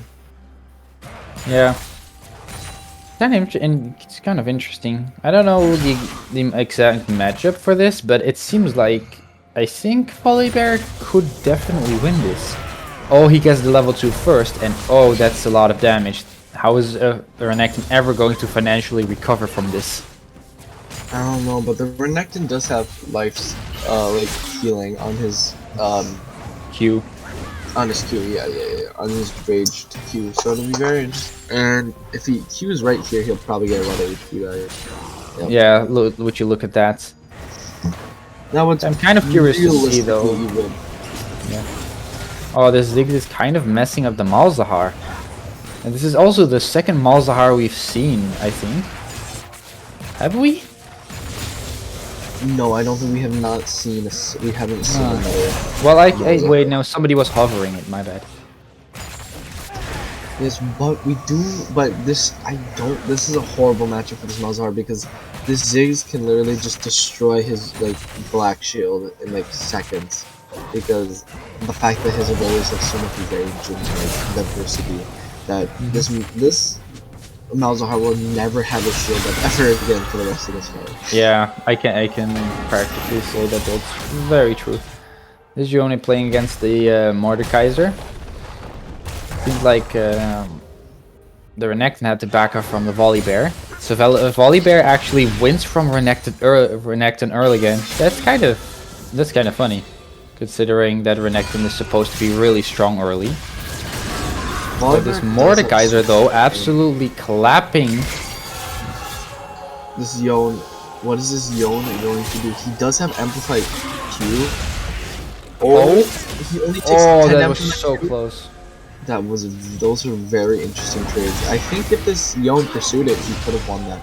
But yeah, this EUNE is so low though. Is he gonna has the swirls of stupidity around him? Oh. Still a stupid decision to not back off. See a flash Q coming from this Mordekaiser, and you see this Volibear pop Predator to get to lane and to get to this wave. Yeah, I think he wanted to try and save the EUNE, but the EUNE just had a brain malfunction and and went in. It happens. Yeah. It happens. It's as much as I love to joke around about how EUNE players do the most stupid things, it's sad because I think if the Volibear had actually been there earlier, it would have been very good. Because because the Volibear could have Predator stunned and the EUNE knockup would have guaranteed it. For sure. Mordekaiser, I don't remember, but I think Mordekaiser does have a strong early. Could be wrong, but like I don't think he does, just naturally. But especially like seeing Renektons and Volibears compared to the Mordekaiser early game, I think this Mordekaiser just knows his character and he's just playing it really smart. Yeah. I think that the Mordekaiser is just trying his best to ruin the one character that's gonna get absolutely collapsed by his own character. Because I think Renekton is gonna just break his W shield and remove it from the game. Yeah. We still see the Ziggs and Malzahar brawling it out, but the Ziggs does have a pretty solid CS farm on this Malzahar, so it'll be interesting to see how this Malzahar competes. Let's see. I'm actually wondering, are we gonna see this Volibear do something? Because it looks like he wants to do something, but he's not doing something right now. I think this Volibear is going to go in when he hits level 6, and that will be very soon. But again, Yeah. Volibear just gets a stat bonus with his ultimate and a big slam down, and Nectar gets like a Malphite passive and a stat boost. So it'll be very interesting to see how those two like just body and stat boost affect the game. A stat boost versus HP boost. Yeah. Let's see. We're gonna have to. I think this Yone is actually playing it really well, trying to just go in on the Mordekaiser, poke Smart Pistol. Oh my god, this Zig's career got absolutely destroyed by the Malzahar and the Volibear. That was a very, very good gank, and I really hope we get to see more of this because that looked absolutely great. Can't wait to see more. The thing, and is this Volibear gonna actually? Oh wait, there's two battles going on at the same time. Oh, I think Yone already went out of the battle, and this Volibear actually ults out of the Renekton R. Interesting. I think he might have actually been able to win that if he went in and went ham. But I think that playing it safe is also a very good idea because Renekton in his ult is a lot more dangerous than the normal Renekton that he's been beating up so far. Renekton has no ignite, no flash. Mordekaiser still doesn't have flash after killing that. I think Renekton is about to have flash because it should be up like incredibly soon. Very fair. Very true. Renekton does have flash now, so maybe he'll be able to, like, I don't know, flash W somebody and summon. Oh, there goes the Volibear. I think that's gonna be a death for Ziggs. Oh, the Q. He didn't do the Q. Oh, the Malzahar got ulted. That's not that good. Exhausted. He got exhausted. He got. Okay, I think the Malzahar is not getting out of that one. That's so sad. It's very important. In the meantime, the Yone and the Renekton are brawling it out. We do This see is absolutely. I think both of them just used their abilities the wrong way, so that was a very funny disengage. I feel like if that Renekton had his ult, he could have killed that Yasuo there. Yone, but yeah, he probably could kill. I think that the Renekton, if he has both his ults, he can both body the Volibear and Yone. Oh, the Ziggs is trying. The Ziggs is masturbating the Volibear, but the Volibear still gets out. Seems that the Renekton just went in and went ham. I'm curious to see if. Okay, nah. Is it gonna get stolen? Nah. No, it's not. At the same time, that's a teleport from Volibear. Is he gonna activate Predator? And the Ziggs is getting very chased. I think that's actually very, very bad because the Ziggs is gonna die here and the Mordekaiser is gonna get suppressed. Oh, that smites. I think. Oh my god! Holy shit, that was well played. Oh, and it seems that Renekton has ulted and flashed. Oh my, were two fights that I think were very, very good for the red team. It's very big that that Malzahar got the kills because Malzahar is one of those characters that he has a higher possibility of carrying, especially Yeah. since it's a 3v3. I do think Well, I think it's a higher possibility in 3v3 because you only have 1 out of 3 people that is a carry. Whereas True. in 5v5, if you have to lock down both the ADC and mid laner, and if you're in bad luck, also the top laner and support. So I think that Malzahar is a very strong, actually very strong, and people are very much underestimating how much he can do in the 3v3. Malzahar is very strong. In the last round, we did see Malzahar get really far in the tournament, so I'm not surprised that we see one getting far in this one. Yeah. I'm kind of curious to see what's gonna happen though, because we have this Mordekaiser with the Herald, and I think they're gonna do a giant push, murder the tower, and then murder all of the people under the tower. Yeah, that's 100% the tower gone. The Yone is moving up from behind. If that Yone gets on that Ziggs, that's potentially incredibly huge.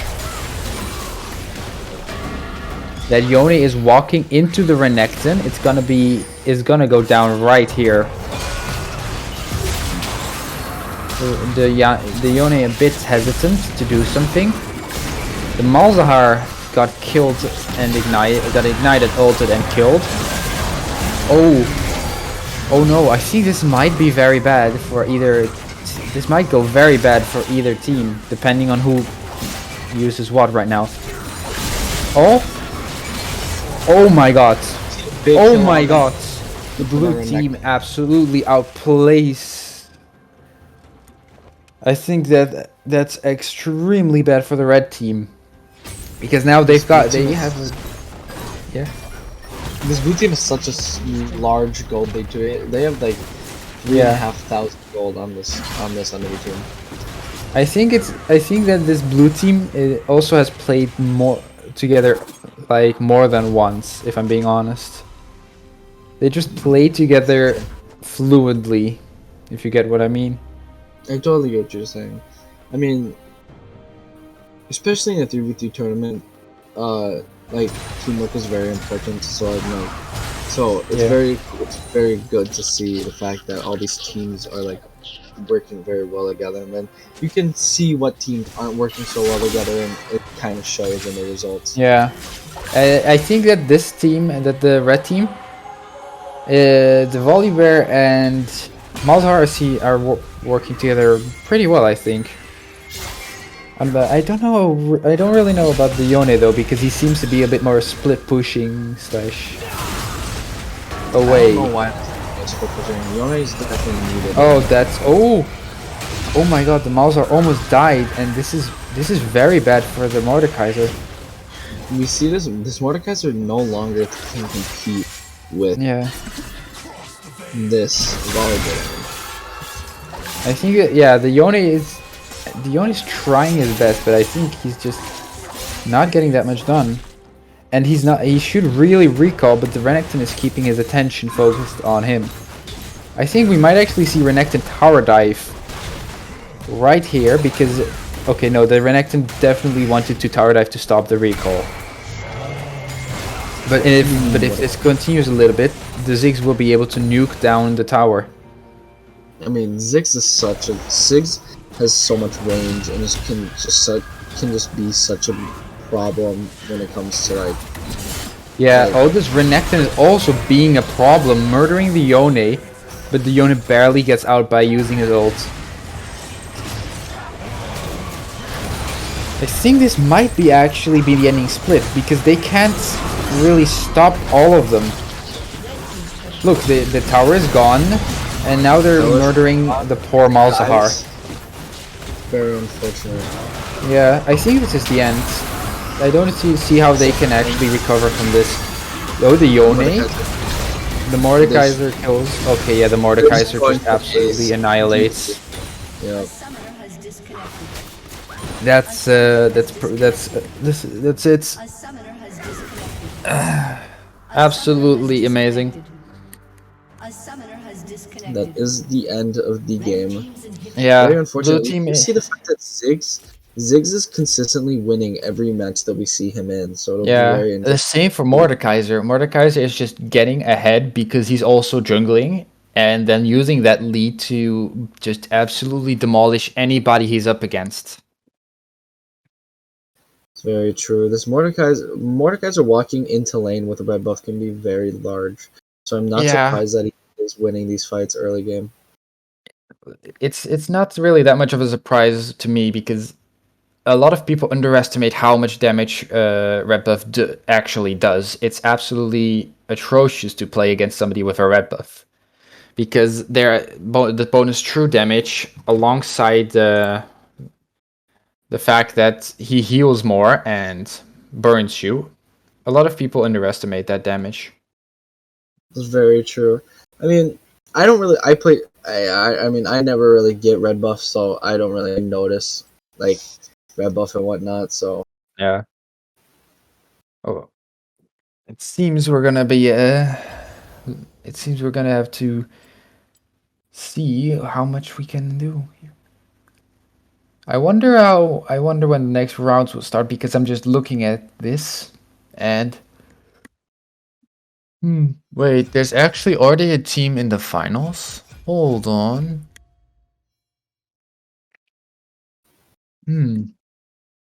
Oh yeah. So C15 that I think yeah, we just witnessed this. Valtoy won and the way to pronounce this is Kai Putzi lost, so those are already in the brackets. So right now, I think we're gonna have to see both a winner and a loser appear in the best of one and best of three brackets. I think this is gonna be extremely interesting. I do as well.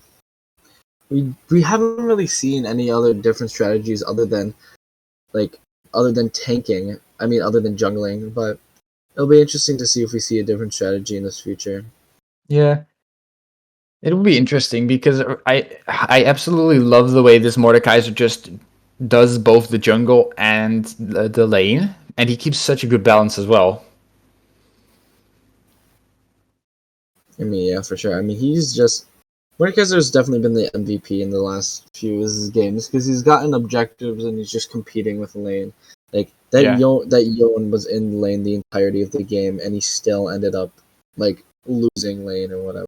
Yeah, he still ended up being outperformed by the Mordekaiser and very hard. I think this is also where a lot of people forget that if you can take both jungle camps and lane XP, you can get very, very far.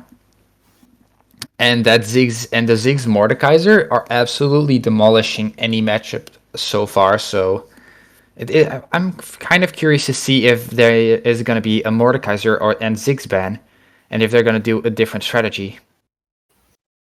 That Renekton was also very useful in that game. I do want to highlight that. That Renekton was Don't mention. We're just talking about how did it all of the teams. We shouldn't leave any members out yet. The Renekton. I think the Renekton was doing a great job because he instantly jumped on the Malzahar or EUNE and completely disabled them from doing anything. It's very. I mean, yeah, and then plus he just that Renekton didn't have his shield like the entirety of the match just because the fact that he had a lane against the Ziggs. Yeah, Malzahar just completely couldn't profit off of his passive shield because Renekton just pressed E and it was gone, and Ziggs just outranged him and permanently kept it off. There's not much you can do against that. It's without getting closer and a few times, and you can see that if he comes closer, that the Ziggs just EQs him and that he loses more HP than he trades for. Exactly. It's very unfortunate, but we do see a lot of bruisers winning these games. Like we do see like Renekton and Volley and Mordekaiser. They're both bruiser-like characters, so I'm not surprised that they're winning these matches.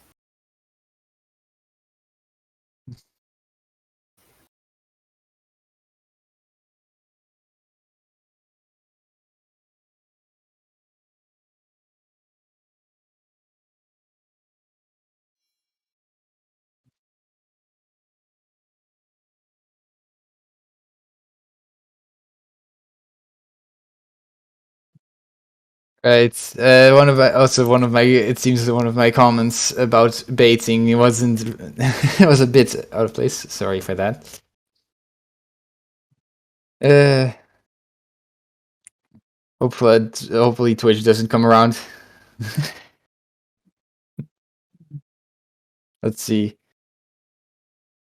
I'm actually kind of interested because we have this other match that's going on, and it seems to be going on for quite a while. Can we actually like take a look at that match or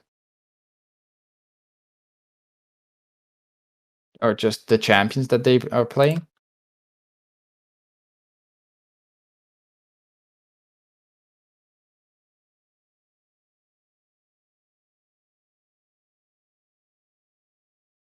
Ah, yeah. So, hmm. And we'll be back once the match is finally done, and then we'll go to round 5, and I think that's the grand final.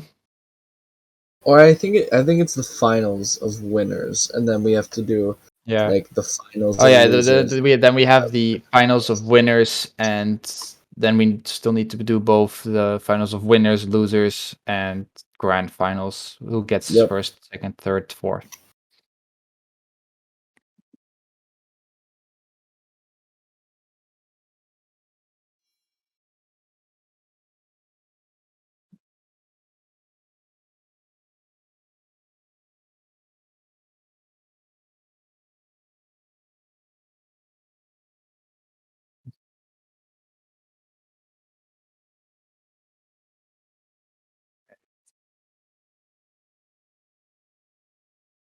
I'll be back then when the next match starts.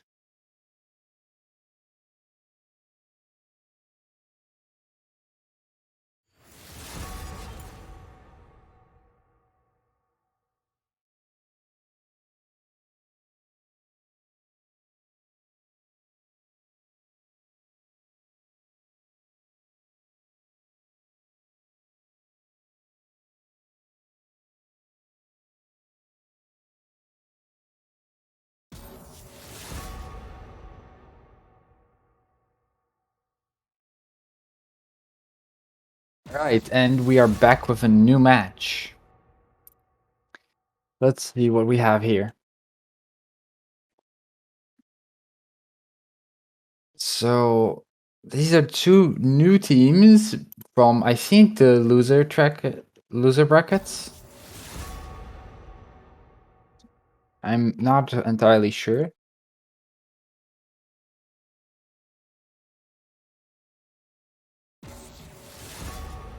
Let's see. So we have the Malphite Urgot and the Tampkench Mordekaiser ban. Oh, and they're just banning all the top laners at this point. Okay. And the Vayne ban. I respect that. That's pretty good.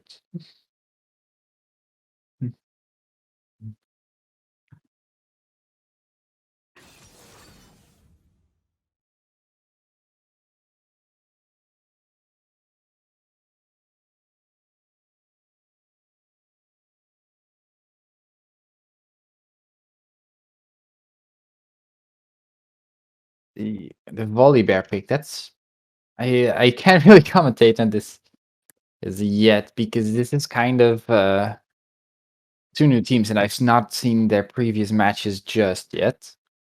So we'll see what both teams pick and go from there. Oh, that's another Zig. I think Zig should be more of a ban because it seems to be picked really often.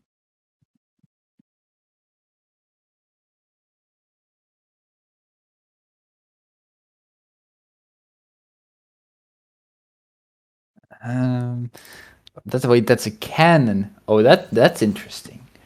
And okay, Volibear Irelia against Zig's cannon. And that's a Wukong. A very interesting team comp.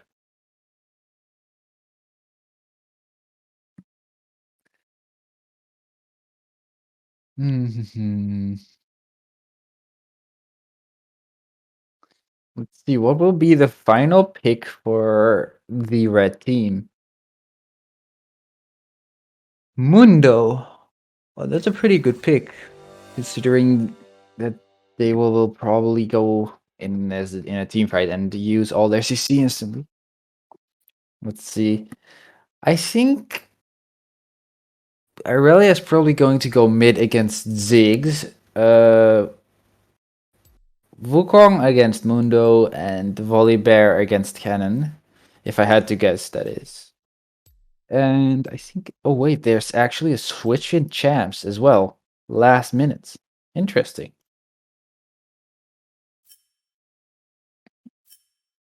Let's see what happens when the match starts.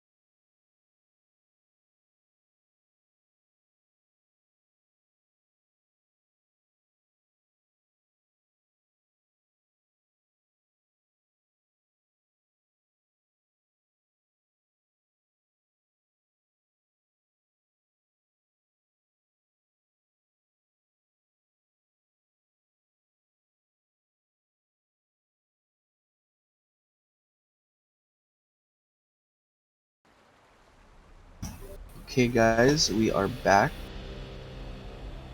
You kind of missed me to already explaining and talking a little bit. Don't worry about it.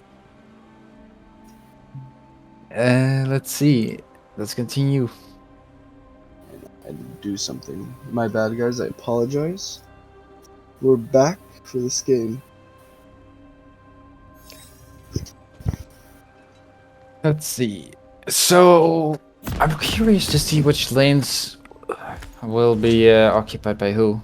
Seems like it will be an interesting match once more.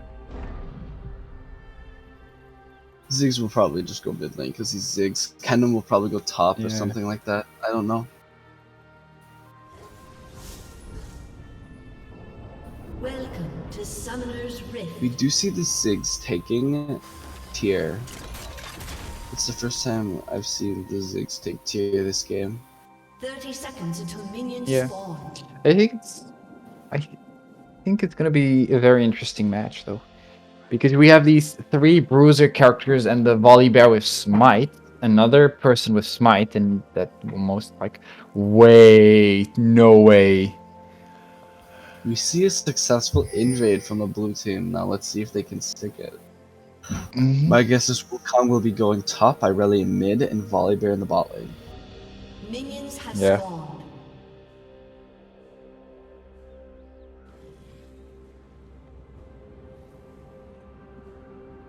Let's see. Let's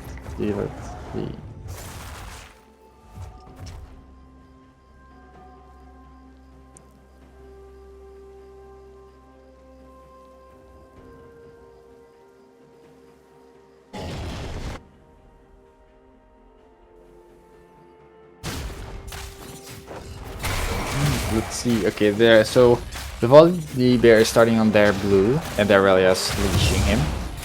It's a bit of an interesting choice. Let's see. The Aurelia is going actually bot lane, while the Volibear is not defending mid. That's an interesting strat, to say the least. What is an interesting shot? Not defending mid lane and purely defending bot lane, top lane, and just farming the jungle. Yeah, that's very interesting, especially since inhibitor is the win condition this game. So it'll be Yeah. very interesting to see what they do with.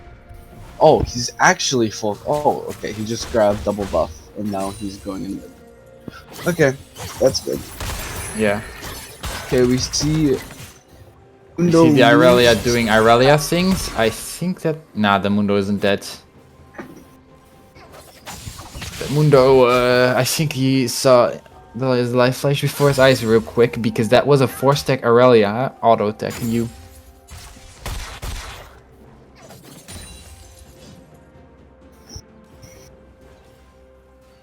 Let's see. The Ziggs is still pushing in mid. Volibear is. I really don't know what this Volibear is doing. I'm assuming he's going to get Scuttle or a buff, or is he ganking his own lane? He is ganking his own lane. He's looking for an angle on the Ziggs. And an angle he has. The Ziggs has no mana. This is really bad for the Ziggs. He's gonna have to flash. Oh, the Ziggs get a satchel off. And he's gonna Hopefully. flash off the wall, isn't he? Yeah. The Volibear Wow, isn't that chasing was that, but that was a flash. That was actually really good by that Ziggs. That Yeah, Ziggs does not very well have played. flash, though. But Ziggs also had barriers, so he could have barriered it if it came down to it. Yeah. Also, Mundo teleported back bot lane, so I'm kind of curious what we're gonna see because Aurelia is already full build after killing Mundo once. Genuinely though, you see an early Vampiric Scepter coming from that Irelia, so I think the Mundo I'm is gonna guessing- rush anti-heal because Aurelia is otherwise just gonna body him. We see the Yeah, he's probably Volibear gonna- going up for a gank. The cannon has this warded and moves.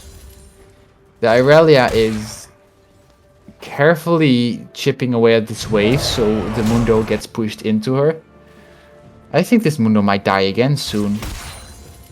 as long as this Irelia pops his black shield, that'll be good Yeah. because she'll be able to R because you get levels really easily in this game. And she has a humongous wave, so she'll probably get R really soon here.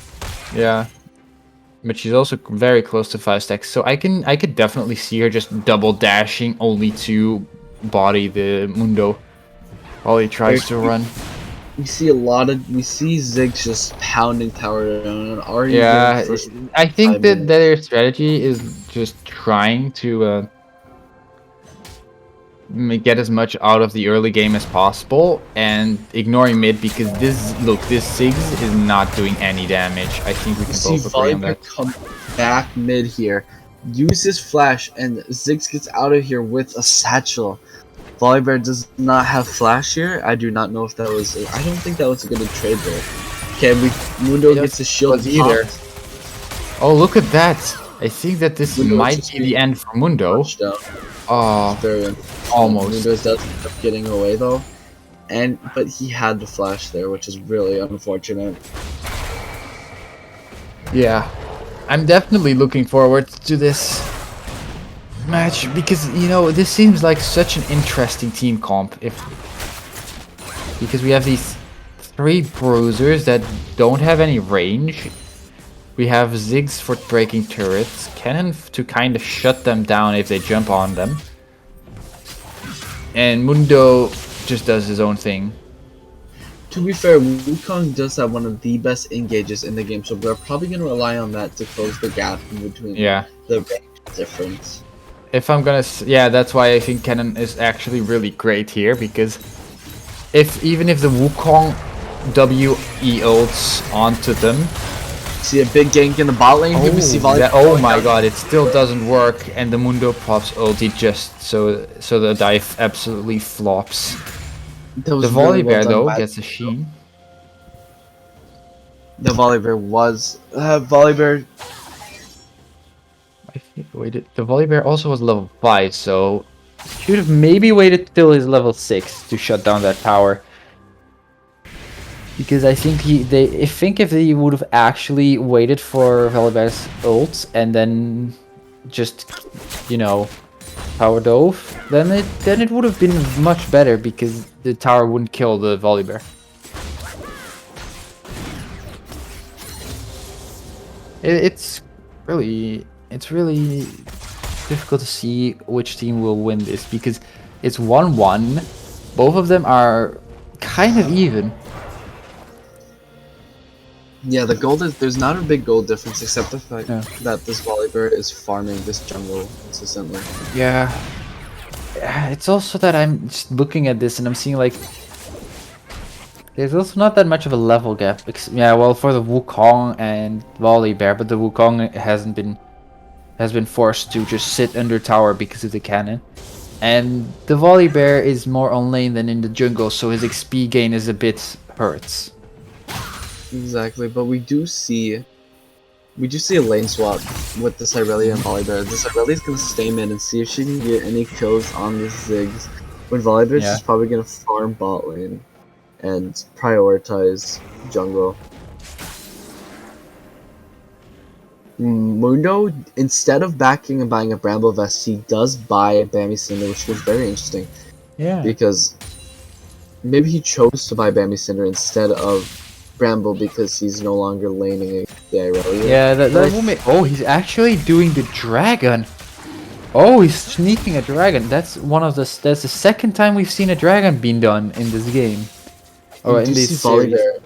We do see Volibear in the top jungle, and he has no idea that Mundo is actually taking his dragon, which is very unfortunate. Let's see if this Volibear does take this Herald after getting the Yeah, he's definitely taking the Herald, but he doesn't know he's in vision, I think. The Wukong moves downwards. The Shadow Crab is just given up on, I guess. it really did not. This Irelia is not worth one time, so it's going to be very interesting to see if they'll be able to contest this, because Mundo is coming up through river and through red jungle, and is Kenny going to be able to contest this? Yeah, the Volibear got it.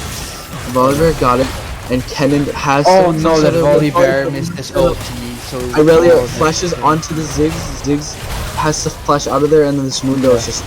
chopped. Sadly, the Volibear missed his ulti, otherwise the cannon would have also been extremely dead. Exactly. Okay, we see this Irelia chasing the Ziggs. The Ziggs does not have flash and or barrier. Let's see if he gets... Ooh, very good That is satchel. that was so close. It's not even funny. But that was also a very good satchel from the Ziggs. But this Irelia is going to continue Yeah. to chase because this Irelia. The Irelia is faster, gets onto the Ziggs. Is she gonna W him? Yes, Yep. the W for the kill. The Herald was put on the mid tower. I didn't even realize that we see the Herald mid lane. Yeah, I and didn't Volibear- even see it. I didn't see it either. But that cannon is gonna. The cannon isn't chasing down the Volibear. I mean, it's probably for the better, considering that he's otherwise gonna do a lot of tower damage just with those minions still existing there. Irelia does end up taking enemy's blue buff, probably to push lane or something like that. Because Irelia does have a good. Yeah, Irelia she's have a kind of problem annoying. with mana early. Yeah, she's pretty mana hungry, and a lot of people don't realize that. So you need to really conserve your mana and play around it. The other Yes. thing is that we had this Wukong that was practically uncontestedly farming top for a while. So we definitely have this very interesting dynamic where they are kind of taking their own jungle and the enemy's jungle, but they're mostly in lane, if you get what I mean.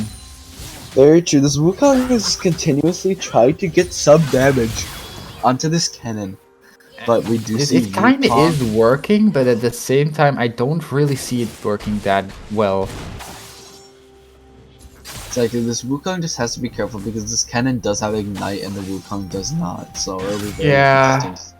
Wukong I does think the that. thing is more that that both of them are just trying to, you know, get onto top of each other and murder each other, but it's a little harder for the Wukong because the cannon has the movement speed and the range.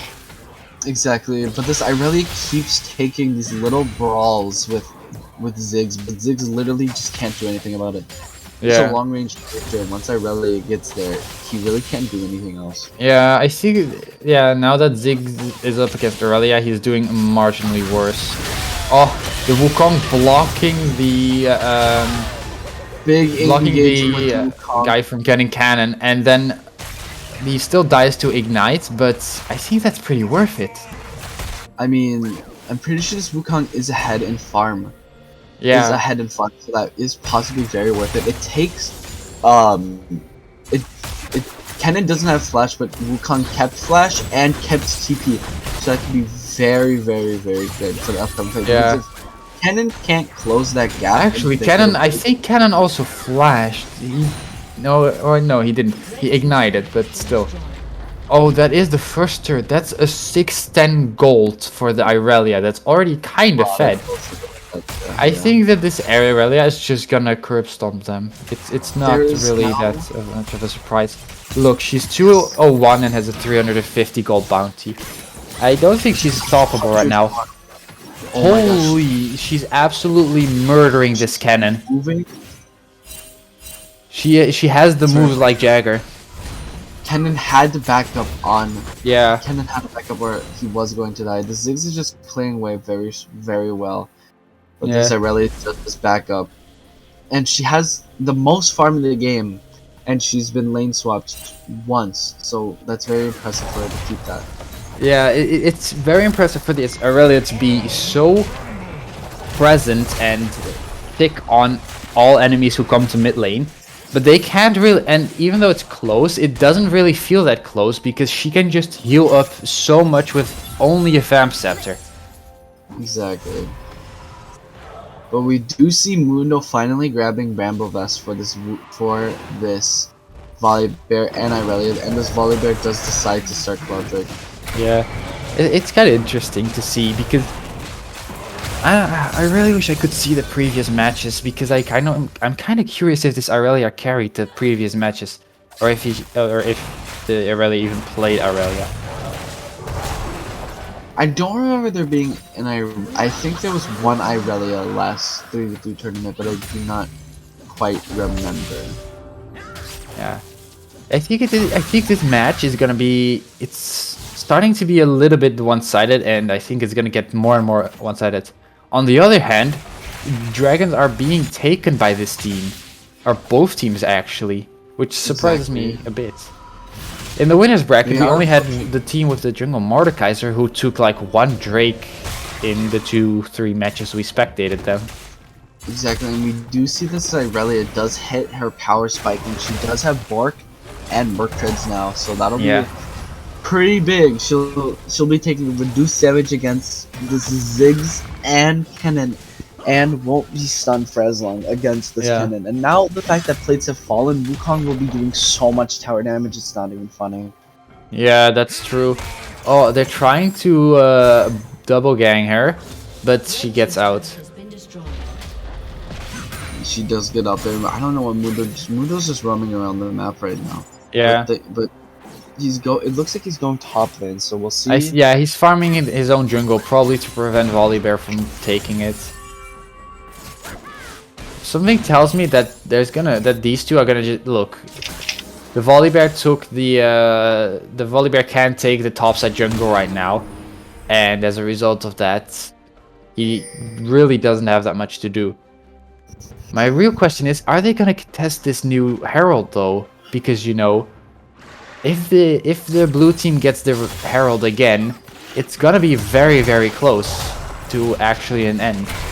The game will probably be over if he does get this Herald, because they are already 4,000 gold ahead, which is a pretty good gold gap, even like considering the fact that this 4,000 gold is being Oh, to people. team Cannon fight. flash and ult on Oh my everybody. god, the stop! Oh god, the stolen! Holy shit!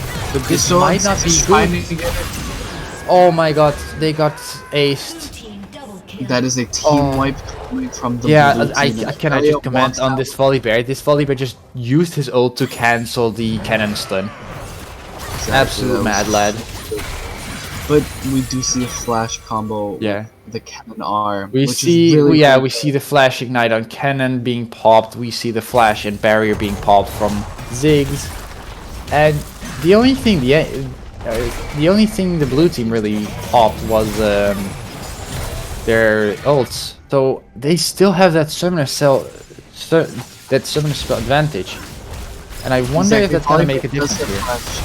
Volibear can be super dangerous flash. Oh, never mind then. Volibear pops flash to get out of there. Which is very interesting, but Wukong and Irelia still hold their TPs. I think it's gonna be very close this match. Well, very close to the finishing, because you have these two teleports, and the moment they open up that inhibitor, you know what's going to happen. Exactly. We see this Volibear being chased by 3 people, stunned by the cannon.